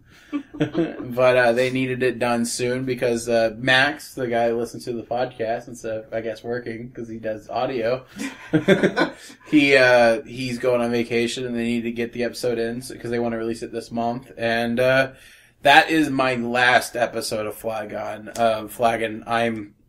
I'm not working on it anymore. I agreed to do the first season, and I know they're doing a second season. I know they're working on it. They made a splash page at the end of the episode where it's like, we'll be back. Mm-hmm. I don't know who's animating it or anything like that, but I wish Flagon the best of luck. I don't know when the 5th episode comes out, but when it does, there will be a combined 5-episode version of it on Flagon's their YouTube. Oh, cool. Video, their YouTube channel, as well as a commentated version that I'll be doing. And if you want to, you can join. I did nothing for this. Good job, Tristan. Just someone to bounce off of. Praise. Yeah, but yes, that's that'll be happening sooner than later, hopefully. So I'll be editing 5 episodes and just kind of talking about my experiences with the project. Cool. The frustrations, the fun parts, and just seeing, the audience reactions to it. It's going to be cool. So that's kind of the main things that have been going on with me right now. Any thoughts on what to do for next week? No, I think judging by today, where we didn't, we had an extra hour just because we were talking about Beast Wars. I don't think we necessarily need a theme. I think we can just kind of go at it as it is. Throw stuff in a hat, see what comes out. Or just talk. I think us talking about what we did last week really helped kind of fuel it, Sure. Maybe we might have like an underlining theme just so that if we run out of nothing to talk about, we have something, but... I mean, I'm probably going to catch up on Constantine this week for something to talk about next week. Because I've really been enjoying that show. I'll try to play something new. I always forget about playing video games. I mean, it's the last thing. I need to start streaming video games. I've been doing the Let's Play thing, or trying to. My DuckTales one wasn't bad. As far as I'm aware, it was pretty good. But I need to record the rest of it. The hard part is I recorded 3 weeks ago, and then there's the other half of the game I need to do, and so I don't remember what I said. And I found that, like, recording video game stuff is really tricky. Like, doing Let's Play stuff. Like, being able to have a conversation with yourself, because no one's there with me. Like, I think I would work best if I had someone with me on Skype or next to me playing it. But you're busy, you have a job, and most people are not really that interested in, doing that. So I don't know. Like, I made a gaming channel, I got like 50 subscribers, and, my roommate's girlfriend's home, so it's getting loud in here. Alright. So let's end this with, you can find him at Bitter Nerd, or hopefully by the end of the night at Bitter Nerd on Twitter, and you can always follow me on at StevRayBro on any site, including Pinterest. I made a Pinterest